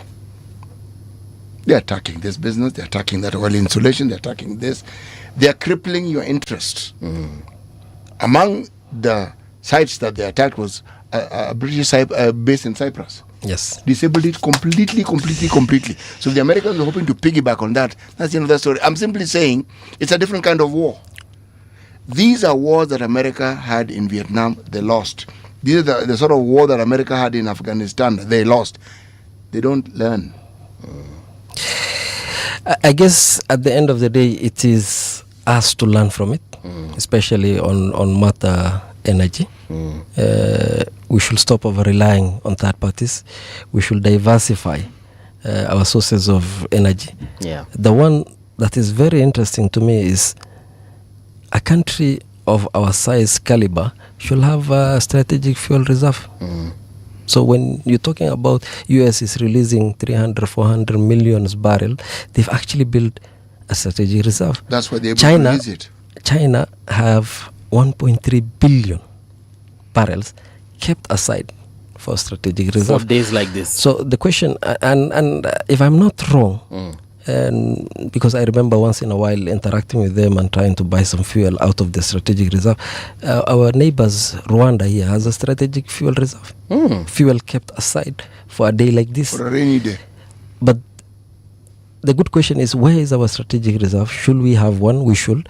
And related to strategic reserve is also the infrastructure. We should have storage dedicated, kept aside where this fuel could go, because the current storage that we have is optimal enough to support the day-to-day. We can't use it as a strategic reserve. So when the country says we have about a month, don't worry, we are covered for the month of April. A month is not good enough for a country of our size and caliber. Thank you so much, Mohammed Salat. That's why we come to an end as far as this conversation is concerned.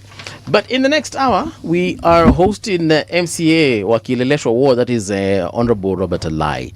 The conversation is the obvious, the future of ODM. Right now, though, here is the news with Winnie Maganga.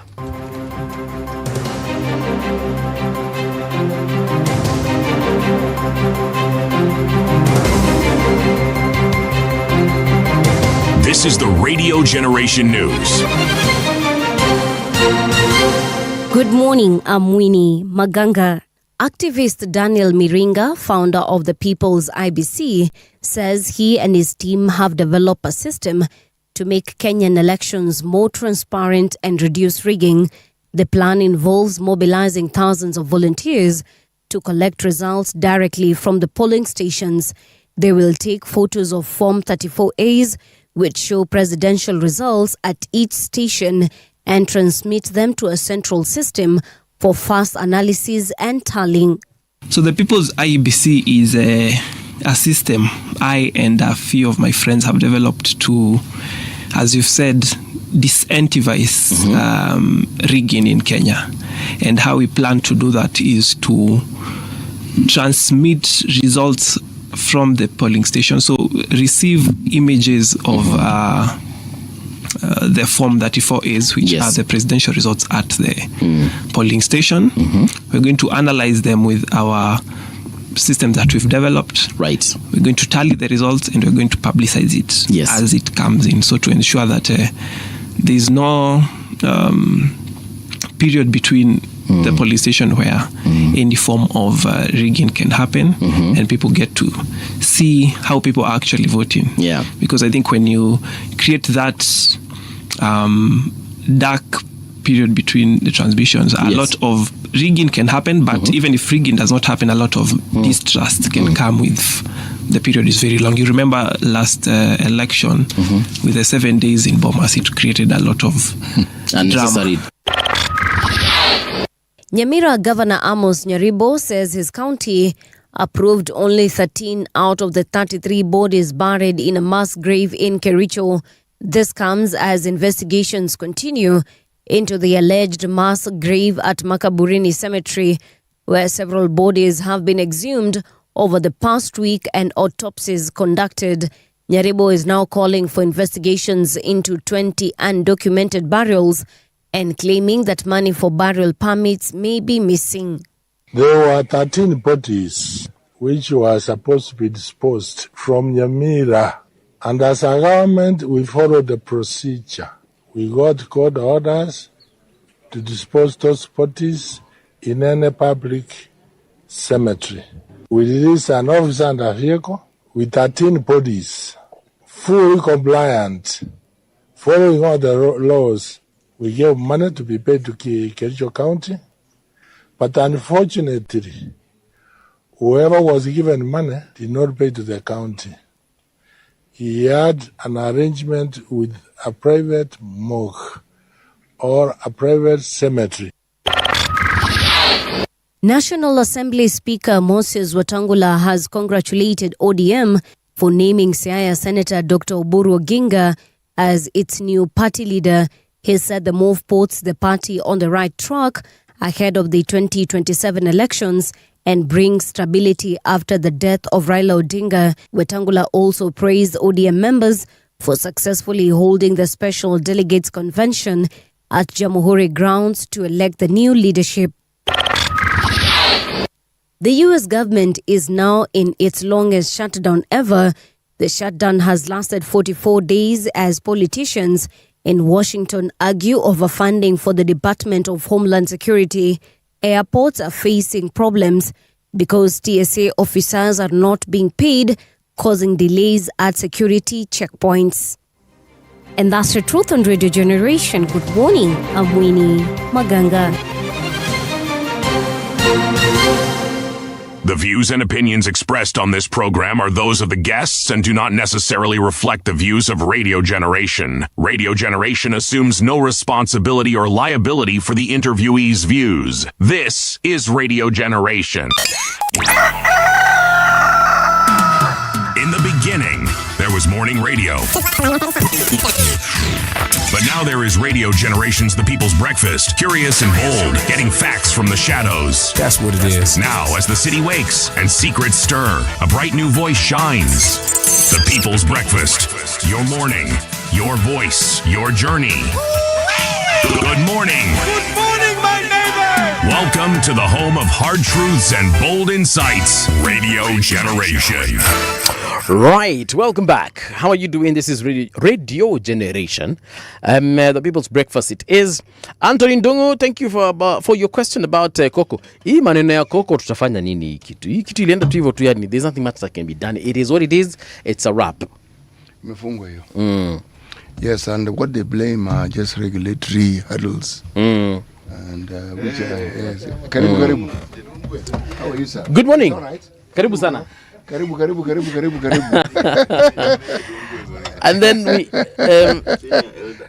Ken Mugolo says, na hiyo ya Turkana, what happened? Haiwezi saidia. Yes, Ken Mugolo, that thing has got so much politics going on. I don't elewa, sielewi kabisa. But there's something Mahmoud said. Right now, there are clear signs that there's a forward movement. But as I said, yes, I am not holding my breath.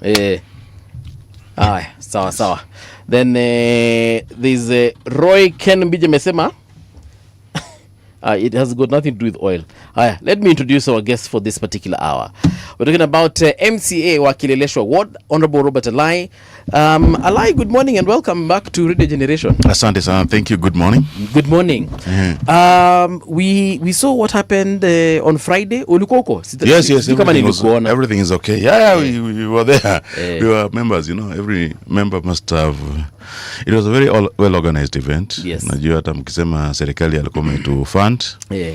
I think because you're not used to ODM doing things which are big. Yes. The NDC also, this was a special NDC, but the NDC comes once in 5 years and sometimes it's very hard to track how the last one was. But it was a very nice event. I liked the organization, there was not a lot of chaos. Baba always was there chaos at all? No, Baba always had those fanatical. It is not chaos like in violence, but the fanatical support sometimes overwhelms the logistics which is put there. Yeah. So, but that day, it was very well managed. Yeah. It was very procedural. The vehicles were being freed right from Gong Road. Everything was checked. Even the attendees who were on foot had to go through various procedures to ensure that they get to the hall. Yeah. It was very well known. Then also the Vijana, because sometimes we organize that, but we always forget the grassroots movement. There are people who are addicted to supporting ODM. Yeah. As a machinery, and sometimes that's why I say that even the leaders of ODM don't understand ODM, because the people down there, those guys would put their life on the line just for ODM to survive. And when I saw Simbarati stand up and say that he is going to speak to them after the event, I felt touched, because I know what those boys go through to come to those events. Yeah. And sometimes, sustaining an opposition movement for so long was very hard. And those guys have been the spine of the party.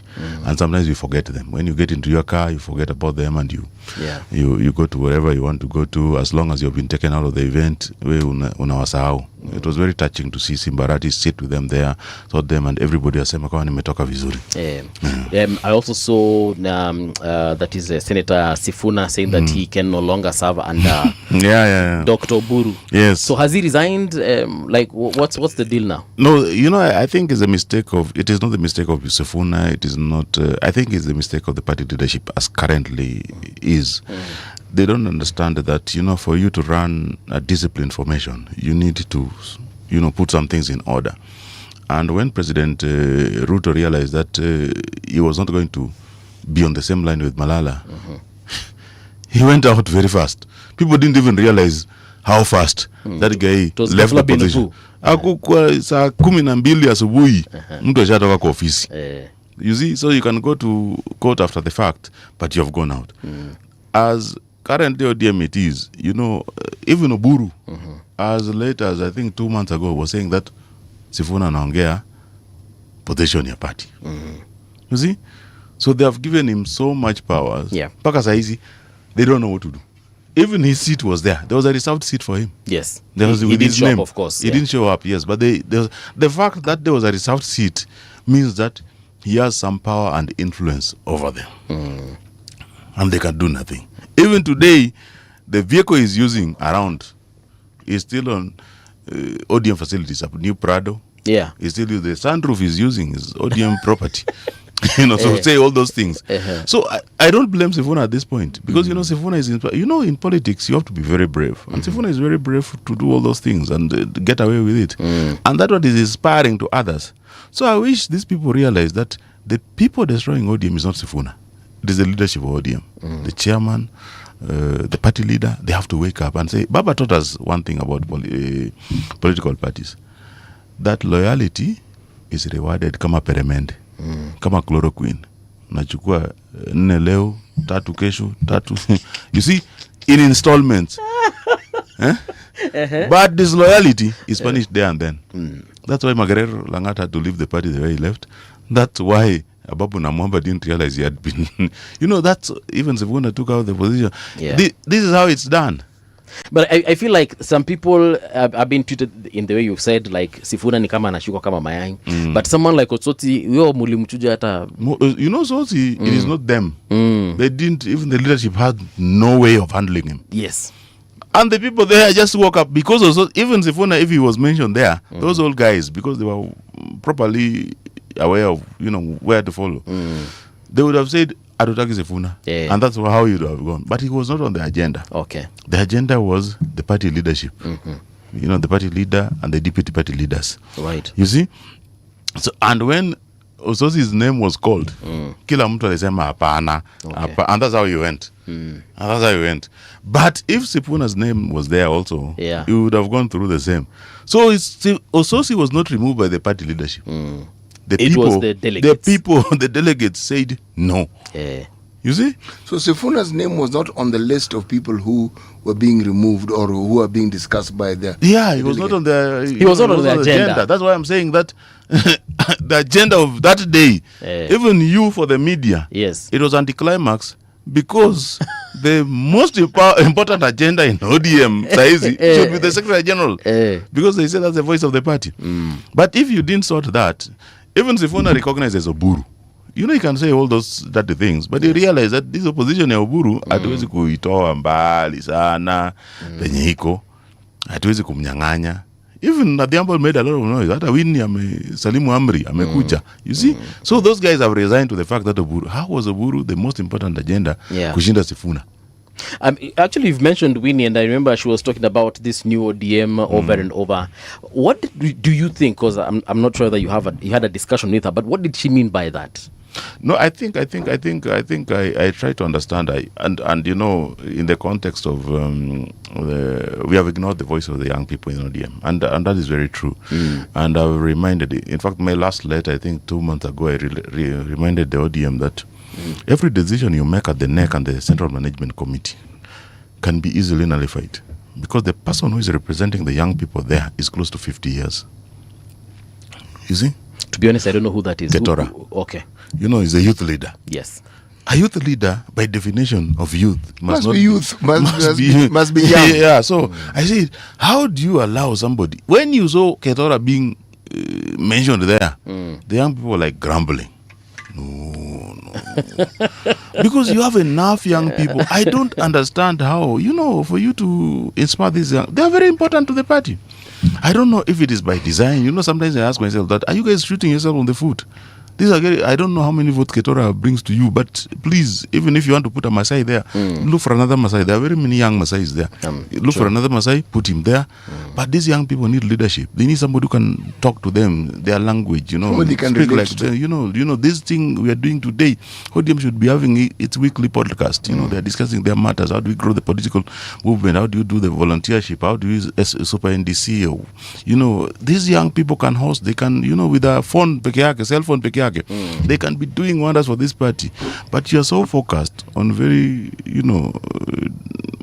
the usual and old ways of doing things that we even forget the future of the party. Yeah. And I think that is the voice which, in so many words, and it was not coming to people clearly. I think that's what Winnie is trying to bring about. And that is what, it does not mean that is what is important to her, but that is the straw which can make her be very relevant in that discussion at that moment. And I felt that the voice of the young people must be listened to in ODM. And if they don't listen to it, I don't think that ODM can sustain itself for the next 5 years without the voice of the young people. And especially if they don't streamline that youth, because ODM is on a youth.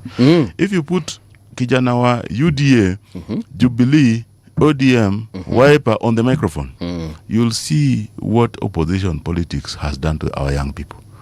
They are more outspoken. Yes. They are very good with the stage presence. Even just speaking out. These young people, they lack a voice. Yeah. So now they become dejected. They resign to fate and they destroy their lives. And it's very easy. And because these young people, when you've been seen in political platforms for so long, they can't get employment elsewhere. Yeah. So politics becomes their lifeline. But when you sideline them, you ignore their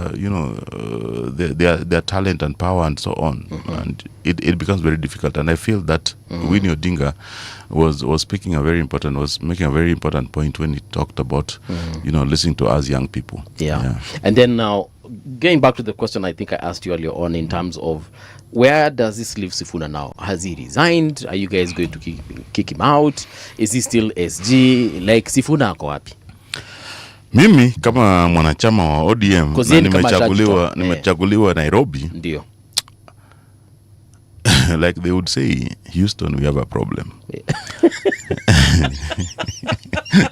And it's not we have a problem because we have a very big problem. But I think that the problem is that when you have a father who is domineering and is once in a lifetime father, you have a father mwenye akitoka mjui mfanye nini. It will take you some time. I think this is where ODM is now. Because Baba was doing everything. Baba was the peacemaker. Baba was the lawyer. Baba was the administrator. Baba was everything. Like these guys would get confused and you just utter one word and then mfanya hivi. And it's done. Yeah, like somebody would make so and so would be fighting. Then when he just flashes his hands, it would disappear. It would be peace. You see? So you have this, suddenly is absent. Yes. I'm doing kuku inalishwaje kwa iboma. Yeah. I'm Jewy. You are lost. How was he plying all those farms? You are lost. You are confused. So the problem with ODM today, as it is today, is that the leadership is refusing to make very hard decisions. And you have to make it. What are these hard decisions, Mheshimiwa? I think, especially in the leadership, like in Nairobi, Nairobi, Kenya has 49 parliaments. Yeah. The second biggest parliament is Nairobi County Assembly. The ODM, as a movement, the biggest number of supporters is in Busia County. Okay. But the mainstay of ODM is Nairobi. Because Nairobi ndio kila mtu anang'ang'ania. And that's why in more than half of the 85 wards in Nairobi, if you have an ODM ticket, you'd easily win a seat. The challenge is today is that, and the reason why you even see that out of 85 wards, we only have, I think, 4 ladies elected, is that people need principle and leadership. Sometimes, you get it mostly from men. People need confidence. People need confidence, kwamba, because the mainstay of ODM is mtu mwenye ako kwa slum. It's the poor people. Mtu mwenye anafanya jua kali na ako kwa road reserve. This person needs somebody who is confident that can lead them. Kwamba hakuna mtu atawatoa kwa hiyo shamba. Hakuna mtu atawatoa kwa hiyo slum naka. Hakuna mtu atakuja kuchoma nyumba zenu ama kubomoa nyumba zenu. But suddenly, you are people who are indecisive. Yes. You see? In Nairobi County today, the majority leader, the majority whip, the speaker, do not support Oburu Odinga. These are all ODM people. These are all ODM. Majority leader in Nairobi is in political structure in Kenya. In political influence in Kenya. He can only be second. Yeah, that's his name. He's called him. No, I know. I've actually interviewed him. Yes. I wanted to say that he's always that individual. I found him always going against the grain. But yes, continue. Yeah. So when you don't have, and these people, since Baba died, they have said, and they are organizing press conferences, and the leadership cannot even, like Baba would not even stay a day. Baba would just flash his hand at Chama Miandika Oduro Ngwen would be told, write a letter, change that leadership. And it would be done. But Oburu, how do people oppose you? Like today, if Oburu Odinga comes to Nairobi, want to meet the MCAs of ODM, and he say, call for me, who does he speak to? Majority whip doesn't listen to him. Majority leader doesn't listen to him. The speaker doesn't listen to him. Who does he speak to? Does Alai listen to him? Yeah, but he cannot. Alai is not the speaker.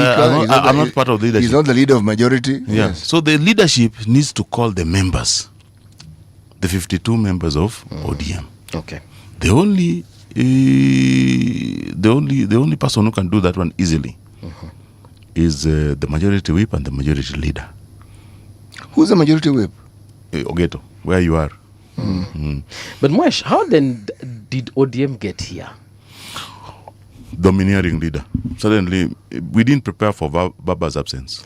I know, and it is sad, but there is a restructuring. People sit down and they decide, okay, guys, this is the direction we're taking, and we need to have this direction so that we can. And everyone needs to toe the line. You see, people don't realize how a good institution Baba built. Baba built an institution where sometimes, and I think that for soon, if there was no at least some guidance by the fact that you are closer to powers that be, that you can even make calls and ask that the political parties' money be released, I think they would be lost now even to outpay salaries. Because Baba built an institution which could run itself, Okay. Yeah? But these people have not realized that Baba built this thing through some sacrifices. But suddenly we have people who can't, Baba would wake up 5 a.m. and already has called 50 people. Wow. Because he's a leader. Not because you agree with those people you're calling. Sometimes you call it somebody when ameenda kwa radio ameongea kitu mbaya mwenye hata upendi. But you just want to listen to the line of thought. Mind mining. Mind mining. Yes. He just does that mind mining. By the end of the morning, by 6, 7 a.m., amepigia mtu wa Kibra. Kondele Kisumu anajua nini nafanyika. Nyalenda amejua nini nafanyika. He knows even the thugs, the people organizing some chaos there. He knows. You see? And now, even when somebody is talking to an MP or an MCA there, he knows some things which they don't know. Okay. Because they don't make as many calls as he makes. But now we have ODM, which I think the leadership now, they only listen to themselves. Sometimes we try to tell them that, can we do this? They don't do it. And when they don't do that one, yes, it interferes with the confidence the people have in you. Not that the party is not popular, but the fact that you cannot provide leadership confidently. Yeah. Then people say that, sasa mimi ni mwanachama tu, mimi sio leader. Who do I follow? You find that they follow somebody which they don't like. Because in the Kenyan politics today, formations are guided. That's why in Nairobi here, especially for us in Nairobi, it's either or. It used to be, are you voting for Baba or you're voting for Uhuru? Hizi zingine, si unaona Wakamba ni wengi sana hapa? Si watu wako wengi? Wengi. But how many MPs do you have? In Nairobi County? Yes. 1 out of 17. Why? That confident leadership. How many MCAs? I think tatu out of 85, imagine. And they're almost half of Nairobi. Mawathe is only Kamba MP in Nairobi? Yeah, tell me another one. Allah. Hakuna? Usipata? Because you need that confidence is what a poor person leads. Yani vile ule jamaa anakuwa na anasema it is very important, and they did not to. We tell them that you need to be very firm. At Islam hapa, I tell you today, if you want to vie in Nairobi and you want to vie in MCA or MP, those boys will come and scare you. But if you tell them that mimi mkicheza, mimi pia niko na pande yangu ingine ile mbaya, they'll respect you. They don't fear you, they respect you. Now this is a leader. Okay. They'll follow you. Lakini if they see you, they scare you and umetingizika, wanasema bwana huyu sio kiongozi. So so this problem will persist for how long, in your opinion? I think it will persist until they see the beauty of making very firm and hurting decisions, hurting to some. Because kama kuna mkono yako inakusumbua, part of your body which is disturbing you, cut it. Live with the pain for some times, but don't let the cancer grow. Otherwise the cancer is growing today. Mheshimiwa, let me ask this question. Clearly there's some decisions that ODM needs to have made, or the leadership needs to have made, and they haven't made. What are these decisions?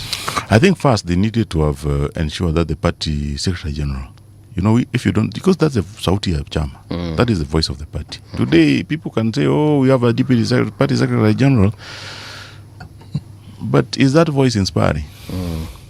So let's make the hard decisions. But Elisha, secretary general, this, you see, like when you make the changes at NEC, if Baba was there and was making that change, that communication which came from NEC, and NEC was sitting in somewhere in Coast, Sindio, if Baba was there, the moment before even they read that press statement, 20 county assemblies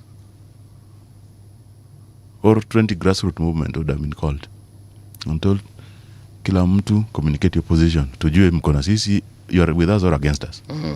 You see, you would have seen 20 or more saying they support the opinion and the communication from the NEC. That one gives people confidence. Now we have a secretary general. tunaweza kuwa tunampambaza yeah. But is now ours. But they don't make those clear communication like we came from special NDC. Yeah. Wewe kama mtu wa media, have you gotten any formal communication? No, have you seen any? What is it? Well, maybe it was, but not that we know of. Maybe it was sent to the news team. I don't know. But you know, like it should come written. Yes. These are the resolutions. The resolutions of the members there. Now amesema hivi na hiyo ndio ifuatiliwe. Alai nikuulize, because now you're part of the of ODM. Have you raised this like at a forum where you will be listened? Bana, we have tried to raise some of these things with the party. I think the current leadership of the party listening is not a very good subject to them. So I try to, have nothing against them, and I think that they can take the party further. The challenge is they think that leading a political party is a pure exercise. Bwana, if I lead you people, it's like leading this entity here. Unaweza kuwa na office politics. Yeah. But that's office politics. The MD has to provide clear leadership. Wenye anapenda na wenye apendi. Because even if you want to remove them, kuna procedure. But even if you don't like it, you don't have to. And if you live in an organization where you agree with everybody all the time, you should be worried. There's a problem. But when you lead ODM, listen to people, especially when they disagree with you.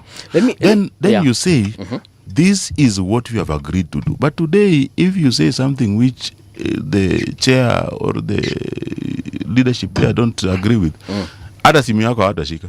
Let me ask but this Baba, question. Yeah. I remember when Baba was asking the Ogeto to de-whip me. Yes. Nitoe kwa committees zote. You remember when Azimio, all the Azimio team were told not to go to Gachagwa's office when Gachagua was deputy president in Karen, and I'm the only one who went. And I told them that I must go because I have people who are living next to the rivers, and they're going to be removed. Today they'll ask me, what did you do? Yeah. What did you do? But it is only my people who have not been removed because I told them what they must do before they remove them. Right. Anza na wadosi, na nikawaambia hii boma na hii boma na hii boma iko kando ya river. You see? But when Baba was making that decision to de-whip me, which I knew was coming from him, and Odette was writing that letter, anasema kwamba Janyando nimeambiwa kwamba niandike letter nikutoe nini. I called Baba. Na nikamwambia kwamba, and he listened to me. He told me, and he told Ogeto, don't do what you want to do. And I knew it was coming from him. Actually, you've helped me ask my question. Have you had a chance to sit with Dr. Oburu or even call him? I don't know, maybe exchange WhatsApp messages or talk with him? With the chairman personally. Umwambie Mela chair ashiki simu kwanza.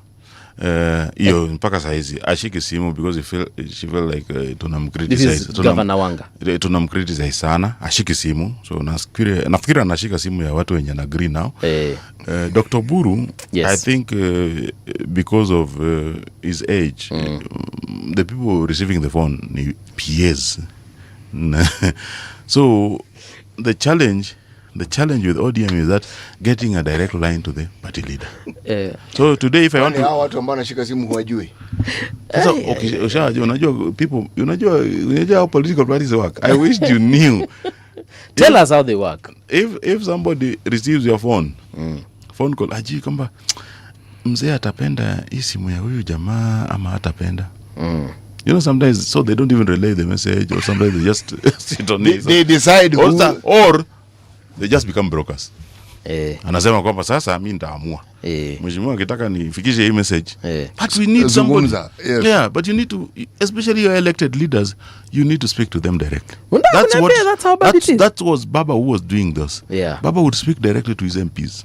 Hakuna mtu, however junior is, who he won't pick their call. Yeah. Then he would speak to the party branch leaders. Akishajua namba yako na kajua wewe ndio treasurer, chairman, organizing secretary. He speaks to you directly. Anaongea. He wants to listen to those. Sema nini? Yeah, but I know you did something wrong. But next time do it this way. But he speaks to you. But he communicates his discomfort. But he speaks to you. You know, that's very important. Yeah. If you don't speak to these people, you miss a lot of information. You miss a lot of information because the leading a political parties is not at the podium. It is listening to the things they cannot say in platforms where it is more public and it's now going to everybody. You know, Yeah. So it's that bad, and even calling Daktari kidogo inakuanga ni tricky. No, but you know, that one is him for a very long time. So now, you know, now it is overwhelming because now he's the party leader. So the calls are coming in fast and furious. He has not, you know, Baba had lived with that because you remember people are now saying that William is very hands-on, but Baba at the age of William was even more hands-on than him. Yeah, so Baba has lived from the time the cell phones were not there to now we have cell phones. I think he has learned how to manage. Even when Gen Z was salimiering, he learned how to escape. You remember even one time he told us to migrate. We were migrating from Safaricom. You remember? Yeah, and I kumbuka that time it was resist, eh? Yeah, it resists. So that resist, you know, so he has learned how to handle his device. And if, you know, the Baba was very interesting in communications, that he would pick his phone calls personally. Yeah. If he doesn't want to talk to you that time, you would tell the bodyguard or the PA to chukua hiyo simu akate ama achukue ngwambia atapika baadaye. It's not, you know, because he's not in a mental state where he can accommodate whatever you want or whatever you want to communicate to him. But one thing Papa will not delegate is the email. Ukiona achukui simu yako, mandike tu email. He read personally. Personally na reply personally. Yeah. Akiona uwezi kujua kwamba mzee hatuwezi kuongea saa hizi because I've done the worst thing na anua kwamba anitaki. Wacha nimwandikie a good email or text. You'd read the text and you'd call you back. Before I ask the next question, let me just read a couple of messages here. Vincent Topa amesema, today I lie, at least you are talking sense. I always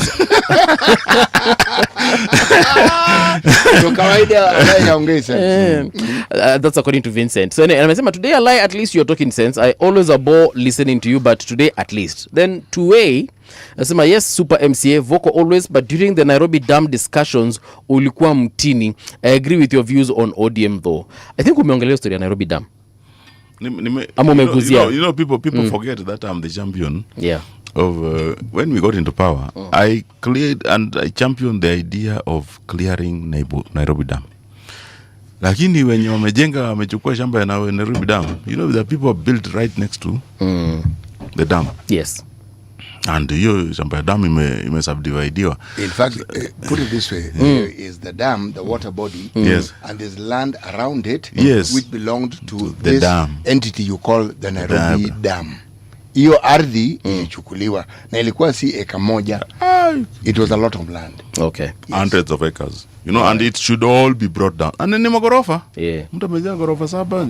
You know, so bring it all down. So the person who was championed the idea of Nairobi Dam, even the preservation of Nairobi rivers, before when I was talking about, because I believe that the environmental pollution in this city is choking life out of you residents. Yeah.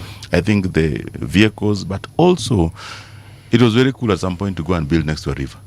Now, go to people who are living on Riverside Drive. You know, people are living next to the Kirichwa Kubwa, Kirichwa Dogo. Those guys are suffering because the river suddenly became an open sewer. Yeah. You know, so people, you cannot sit in your... Somebody has built a 7-bedroom house. Palatial. But you can't enjoy the balcony. Ooh, not around. Even inside the house. Sitting, because you want to leave the windows open. You can't. It's bad. So it and na hii ni kilio ya wadosi. It's zingine, you know, so it's very painful sometimes because it's not their mistake to go next to the river. They have land there. So okay. This is Pats anasema, mad ideologies using slums for political gains. Alai, alafu ameweka emojis hapo. Nuru anasema, is Alai confirming our fears all along that Baba was a dictator and that ODM has died with him? No. Baba was not a dictator, but Baba was a once in a lifetime leader. Getting that leader who knows how to, because you know, this is Africa. He's your Zungu. So sometimes even the laws and regulations and policies, sometimes what was the 40 sana, and that's why you see the weakest point. See, unaona issue tunadiscuss in Nairobi Dam. Shida nini? enforcement. Hakuna mtu, sio kwamba hakuna sheria. Anti-pollution, ziko. You know, don't build next to the water bodies, ziko. Don't come mpaka less than 60 meters close to a dam, ziko. You know, but what do people do? Wanakata corners. But Baba would say no for it. And you know, one thing people will miss Baba with, especially Nairobi. Baba knew how to ensure everybody was taken care of Nairobi. Baba, even when you say a Kikuyu is not supporting of ODM, and no, that seat has to have a Kikuyu. And I insist. And I say, no, the Maasais are absent in town here. No, but that does not mean that they are absent. Wakinabuguyo came here because of Baba. There was a time you could not get somebody from the pastoralist community in Nairobi. But he insisted, no, you have to nominate them. Yes. If they cannot win by popular vote, nominate them. Okay. So Baba knew how to ensure that, because he knew that Nairobi is the seat of power. And for Nairobi to be stable and to have a stable kind of support, you have to have a political support across all communities, even those who don't agree with you. Lastly, Joseph Boya amesema at least leo hujachoma. There's something you posted 17 hours ago. The leadership of ODM will destroy President Ruto's campaign. ODM special NDC should have had a single agenda: removal of Sifuna as SG. Edwin Sifuna is still on top of ODM's official Prado, and he is using the vehicle to insult Oburu, Junet, and Wanga while they look from the sidelines scared of him. We are destroying ODM. Baba told us punishment must be instant and decisive. Kama shindano. Going forward now, first of all, what did you mean that it is hurting President Ruto's campaign? You know, because you are now in partnership. And you know, even we can communicate kama, tunaongea na UDA, tunaongea na wengine. Sioni wengine tunaenda kuongea nao. We are speaking with UDA. UDA kitushinda, who are going to at DAP? Utaanzaje kuongea na DAP? Ama wiper, wako wapi mentally? You know, I don't think that we are in a position to even get out of this and start talking to anybody else. Because the moment we get out of this, how sure are we the person who is telling us to get out of this, we are going to get out with even half of the ODM? Maybe half of the ODM is going to remain with you. So I know even them, they fear. Tukitoka kwa hii, tumewacha wanachama. Tumetoka na pande ya ODM. You see? So the only person they are going to talk to here is UDA. Okay. There is no other person. So the only thing they have to do is that they have to find ways of structuring their movement so that it aligns. Because today, even if they claim, you know, I'm seeing them saying, to attack a deputy president. That shows that they don't even understand what they're negotiating for. You can be given deputy president, but you're denied everything else. Ushapata hiyo, wacha tugawie wengine, hizi zingine. Honorable Kaluma was here on Friday. What was on Friday, yeah? Or was it Saturday? No, it was Thursday or Wednesday. It was Thursday. And he said that actually ODM is going for president, but during negotiations, now people will decide who's president, who's deputy, who's what. I think who is the candidate? For ODM? I don't know if you have you guys decided. No, I have not heard of that. If you have not heard of it, 1 year, I think 15 months election? 15 years. Sijui. And I don't see as, you know, the presidential contender, sio mtu hivi. Who do you want to bring? Gladys Wanga, Oburu Odinga, who? Or you're going to attack the ministers of these ministers are more UDA than ODM. Okay. I think really. Because I think Joho, Opio, those ones you're saying they are I think anybody want to contend within the ODM structures, they made a mistake if they went for the cabinet positions. They can do 2032. Yes. But today, if they try to come back, they'll find a challenge. Because I tell you that grassroots aligns very fast. All right. When they've aligned with somebody, like Wanga utapata watu wake, ukisha anajua vile wanasort, you know, ward, constituency, county, na anajua ana lead national, anajua watu wangu wa Nairobi, nikikuja Nairobi, if I want to hold a meeting, who are my mobilizers? Who are my security guys? So you know, they have a formation. These Wanga people, to move them to Mbadi is not easy. Within ODM, pia kuna all the political parties are like that. But because you know, no political parties pay salaries. Salary ni ya watu ofisi. Na watu sio watu kama 20 hata. Okay. You see? So, but these other people, they cannot get employment elsewhere. How do they sustain themselves?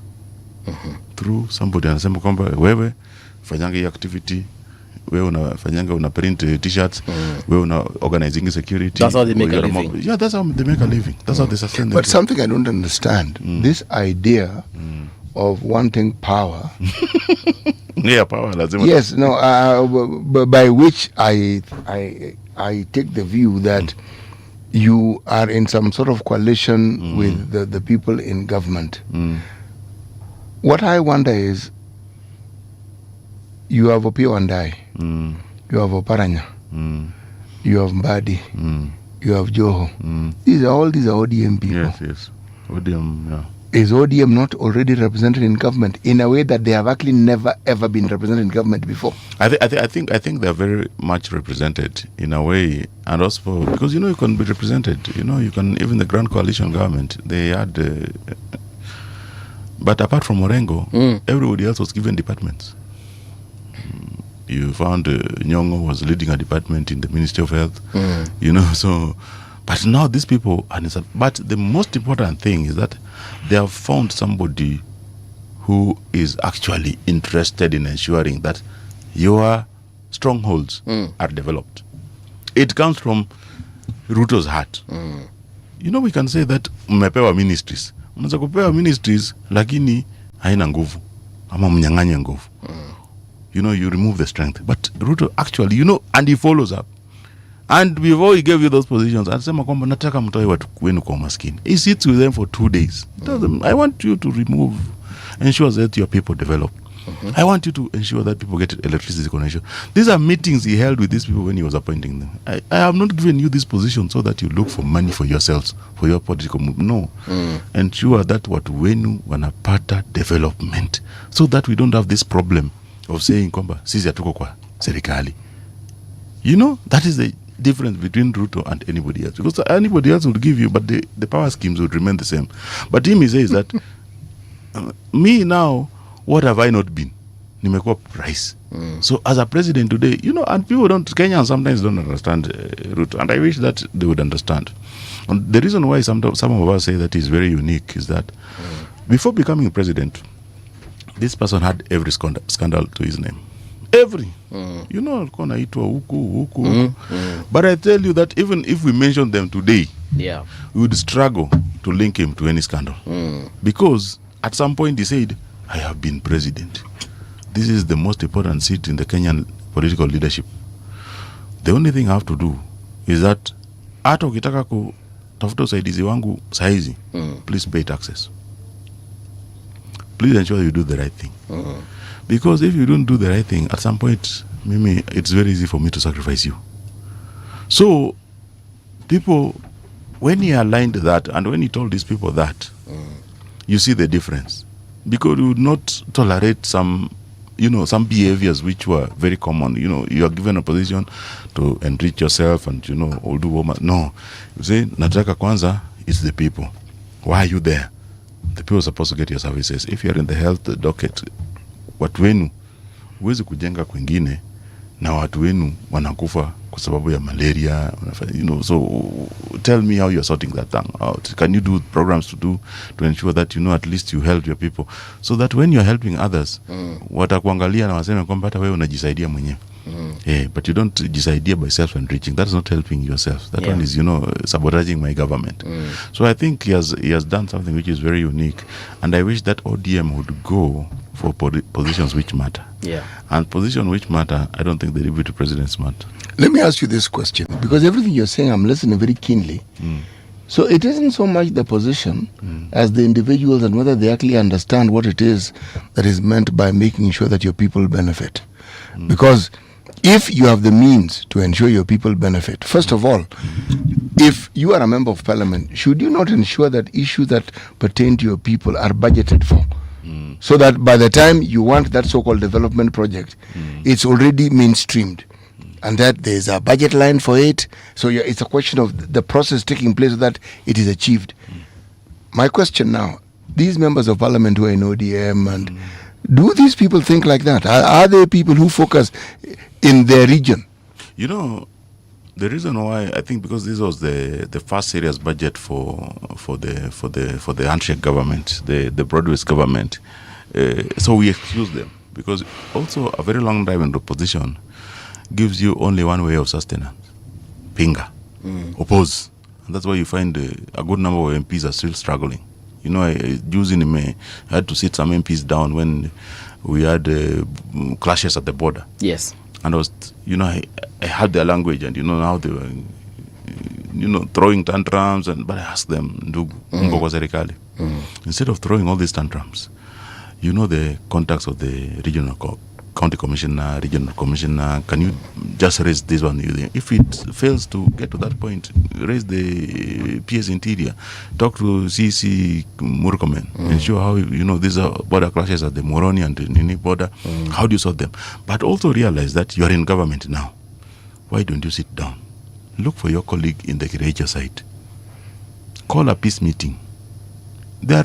If today I have a difference with Mbuvi, but we are business partners, it is not the same way I will handle it if we are not business partners or we are not in some arrangement. Yes. I would try to do it in some way that, but unajua Mbuvi unaweza kuwa hatusikizani na yeye, lakini we are partners in this biashara. There's no way I'm going to start disturbing things at this point. Can you just look for somebody, a mediator, tunajua common friend city, anaweza kutuita, tukae chini, tuongee na Mbuvi. So look for somebody. It is not the old way, Ruto kwa serikali, sisi tuko pinzani. Hawatutaki, tunyoroshane nao. Now you have to call, even a very bad situation where people have died, you don't go to war. You come, call each other, sit on community barazas, say, what is the problem? How can we ensure that we live with our neighbor? Because huwezi kubadilisha jirani. You can try everything, but jirani ataribaki jirani yako for a very long time. How do we find ways of living with each other? So for a very long time, opposition politics has even people, because the budget making process starts in August of the previous year. You see, like now is almost complete. Hata saizi ukitaka project yako, the physical integrated development plans, physical strategy paper, annual development plan, at that point where you are getting now to the budget statement, tumetoka process mingi sana, public participation, whatever, it is many projects, many processes that when you want to put things in the paper today. So these people, the few who knew, I think were overwhelmed by tuweke nini wapi, tuweke nini. So you find that even some people missed, especially for us, Nyando and Moroni. Yeah. Because I think they were focused on the wrong things. So they wanaona development, Migori, Siaya, nini. So, but also when it became a challenge when the two counties, Kisumu and Siaya, were a bit off, the governors. Because President Ruto also likes structures. Yeah. Akidil na nyinyi, you see even when Orengo came there. Yeah. If it was Uhuru, I think Orengo would have not even come there. Because angepangiwa angenyang'anywa angepewa hata microphone. Yeah. You see? But Ruto, even if you disagree with him, he still respects that structure. He said, wacheni governor. That's why you see Nyeri governor can throw tantrums, mtukane. When he goes there, he said, Governor, I'm coming to your place. Nakuja. Situkai chini. So because the president has called you, because sometimes when he doesn't call you, utaona huyu niende ama nisiende. But he has called you. Si utakuwa na nguvu ya kwenda. For sure. Na unaenda hapo na unakano. That's why you see is very easy. So hata sisi unapata, some people think that saizi wako vizuri na Nyong'o, but they don't realize that Nyong'o has been silently opposing him. Yeah. So even us getting projects has been a problem. Because he likes that structure. Is that structure. What exactly are Nyong'o and Orengo opposing? The problem is that these people, I think the problem is the wrong party leader was put for him. He felt that he should have been the party leader. But it stands to reason, because when Raila was going to Addis, the person who was left in charge of ODM was Nyong'o. Yeah. Nyong'o has a point. Yeah, he has a point. Because all these discussions of people telling us what Baba wanted and what Baba didn't want, here's a clear case. We know what Baba wanted, and he gave Nyong'o the job. Yeah, so you see, Baba wanted Nyong'o, yes, to at least hold it temporarily. But Baba also felt that if he gave it to Orengo would run away with the party leadership. You remember even when Baba gave it to Nyong'o, you remember Orengo started holding rallies. Orengo came to Kibra. Orengo started holding rallies, and he was trying to incite the ground to ensure that Nyong'o does not assume the position. So essentially you're saying Orengo wanted to be party leader? He wasn't a party leader. So but even, now, yes, at this point, he knows that thing has gone. So what Orengo wants today is that anasema kwamba huyu na msukuma. So ulisikia, I wish that you took the hot mic session when he was going to greet. Listen to that clip well.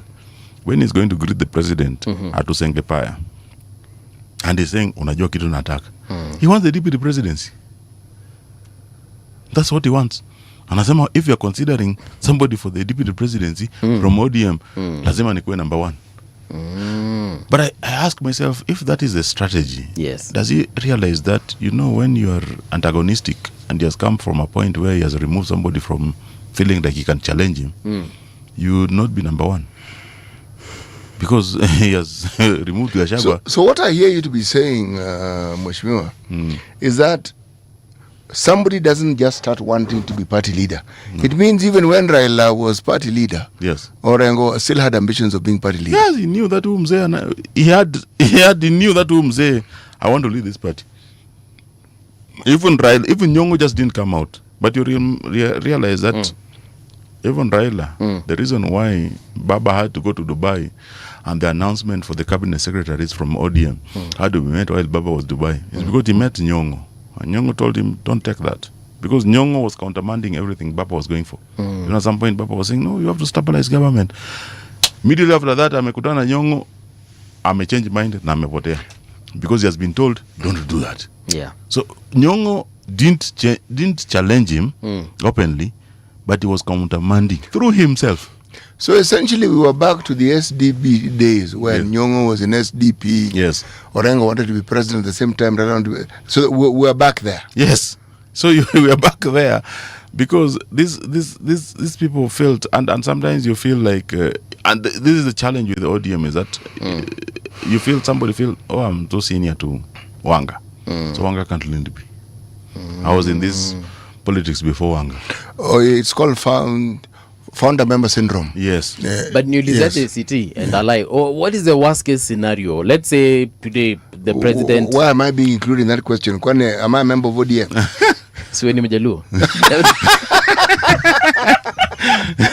No, on a serious note though. What is the worst case scenario? Nimekuwa nikienjoy CT.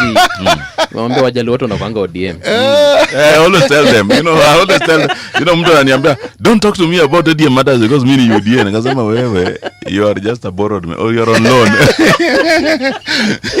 So nimekuwa nikimwenjoy kutoka last week. But anyway, what is the worst that can happen if the president decided to nominate Governor Orengo as his running mate for 2027?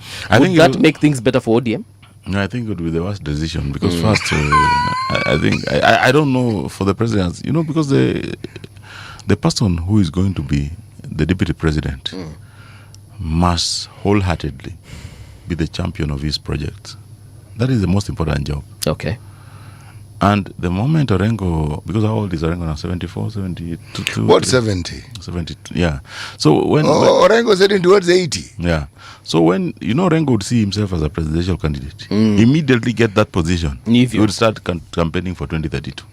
And he would do nothing. But so for the president, second term is legacy. Yeah. So you need somebody that, even if he has the energy to campaign, but he has the energy to communicate the policies, and the projects of the president, which I think Kindiki has been doing very well. Even if he has an ambition of being a president and he sees it as a heartbeat away. But people don't realize that de facto deputy president in this country is the Nairobi governor. Yeah, De facto president of Kenya. De facto deputy president. Okay. Because at every presidential function, every meeting with the president, the Nairobi governor is just a seat away from the president. Okay. A seat or two away. You see? So in fact, and this is somebody whom removing sio kama ya president, ya deputy president, na akona dockets, na akona budget, serious one, by law. You see?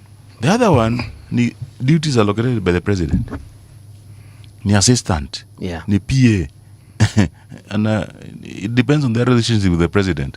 You can be deputy president, but if you don't have a good relationship, you can just be sidelined there and you're just being doing. So you have things, and so I think that the Nairobi governorship is very important for ODM, should be very important for ODM, and they should go for it. Yeah. But the deputy presidency, you can be given today, but you're denied everything. Who do you think is the best candidate for DP in ODM? For deputy president in ODM, somebody who can communicate the president's policies well. Yes. You need somebody who's younger. But I wish if they were to take somebody from ODM, they would rather take the people who are already cabinet secretaries, because somebody like the treasury CS already is aligned and knows and know them by name, the projects, Nini. Would be a good champion for the president. Would be the best champion. But he's already showing the signs. He's already championing it. You see, the challenge I have with him is that he doesn't go beyond Suba South. and Now that you mentioned that, what I find disconcerting is that amidst all these politics, if I'm looking at the membership of your party, ODM, I do not see any of those people who has the interest of the Mwananchi who votes for them at heart. I don't hear them articulating it. I don't see the discussions they have coming out with it. That's why I don't see them pushing for projects and programs that would benefit the people. I don't see it. That's a silent thing which you are communicating, that people need to realize that when you're in power, you need to change the lives of your people. You need to communicate policies, and it's not only Wajaluo. This ODM is a national party. You have even a governor in Wajir. You need to communicate. The largest voter base of ODM is actually not even Luo land. It is Busia. So I remember Honorable Kaluma actually alituonesha mahali ODM imefika yote. Yes. So what we need to communicate, and that's why Baba was once in a lifetime leader. Because Baba, you traveled with him to Turkana, or to Mandera, to Garissa, and you go to Kwale the next, you go to Kilifi. He would mention to you important things which these people should be exploiting, But now the challenge is that when you're in the position, the people who are mostly getting elected with you, they're getting elected because I support Baba, or I opposed the person Baba didn't like, or the person Baba opposed. You see, it is not because of what you are trying to do. It's not because of the vision which you are selling. And I wish that these people start selling to these people a vision, because at some point our people are in a very bad place. And you see, sometimes we celebrate what Ruto is doing. People don't understand that even if you go to Lake Victoria, Kenya side, Mwanza, and you go to Jinja, you'd see totally different things. These people are even holding night parties in the lake, in the Uganda and the Tanzanian side. They even have boats, from Mwanza to Bukoba. Yeah. There's actually serious activity, economic activities. But we cannot let the lakefront in Kisumu be a place for parties and teenage sex and misery. If you go to Dubai today, you see how the seafront has very nice fishing gear, or boats, there's an activity. The blue economy is running. There are water sports, there are a lot of activities in there. If you come with a train, Kitambo, go to Muuru, there are some caves there where history is recorded. Yes. Kitambo, you Thim Lichoinga is what it's called. If you go to Thimlich, you'd see that previously you could come in a wagon from Mombasa, come to Kisumu. You're in the same wagon, you get into a ferry, and you are dropped at Miuru Bay. Okay. That is why those piers are very important. People think that those piers are just for fishing. Those piers, also for lake transport, those piers are very important. That sometimes those things were there. The lake, for me, when I was in class 3, I think we were taken for the tour of the lake, and we got into a boat there, a very big boat, which we thought was a ship, because that's when we were trying to learn definition of a difference between a ship and a boat. At some point, we learned those things. We saw the radar for the first time in our lives, to a big screen, and they see, the captain would see that's a rock. Yeah. You see these things in real life. But when you are a grown-up, you're an adult, you're saying, where are those things which I was seeing as a young person? Where are they? Because I don't see them anymore. Okay. You realize that we are basically killed. And when you see the kind of activities and the Kenya Army, the KDF through the the shipbuilding arm, I think they're doing a good work to at least bring some of these things to life, because I think one of the ferries is going to start going between Kisumu and Homa Bay. All right. And because Kisumu to Homa Bay, I think it can take a short of 30 minutes or so. It's not far. It's not far. Now traversing the sea, it's not far. And now if you go around, it's close to 2 hours, 3 hours. And remember, in the 60s and 70s, there were boats that would leave Kisumu, go to Kindu Bay, go to Homa Bay, and there was even transport that went to Mwanza and Jinja. Now all that died. We have already surpassed by 2 minutes, but I'll ask you this one. Nimeulizwa sana. What is the future of ODM now? No, ODM is going to be very strong. I think, Baba died in October. How many months from October today? Just 5-6 months. Yeah. Just 5-6 months. I think we are still going through post-loss. Yes. The trauma we have gone through. We have not even fully recovered. And we buried him so fast. So if it was a normal African burial, it would have taken like a month or so. I think we buried him so fast, and we have not learned how to live with each other. I think we are going to learn very soon, and we are going to recover. So kuna jamaa anaitwa Kelvin Wanyonyi anasema, sasa Mungala hutasoma comments zetu juu tumedunga, tunakuona. Sasa Kelvin, ni gani umeandika? Ni gani umeandika sijasoma? Wachanat, I think anasema hivi, I've dia nikaona a lie, so let me check out and go to another station. Anyway. Hiyo ndio nilikuwa nataka nisome. Kuna ingine anauliza hapa, kwani ODM haizi jipanga wakuwe na presidential candidate and so on and so forth. Haya. Alai, thank you so much. Asante sana. Thank you for coming through. As always tunasemanga tunakukaribisha tena. Asante sana. Thank you so much. All right. For having me. And we wish ODM all the best. Hata sisi, this is why the biggest party in the north of River Limpopo and so on. Here's the news with Winnie Maganga.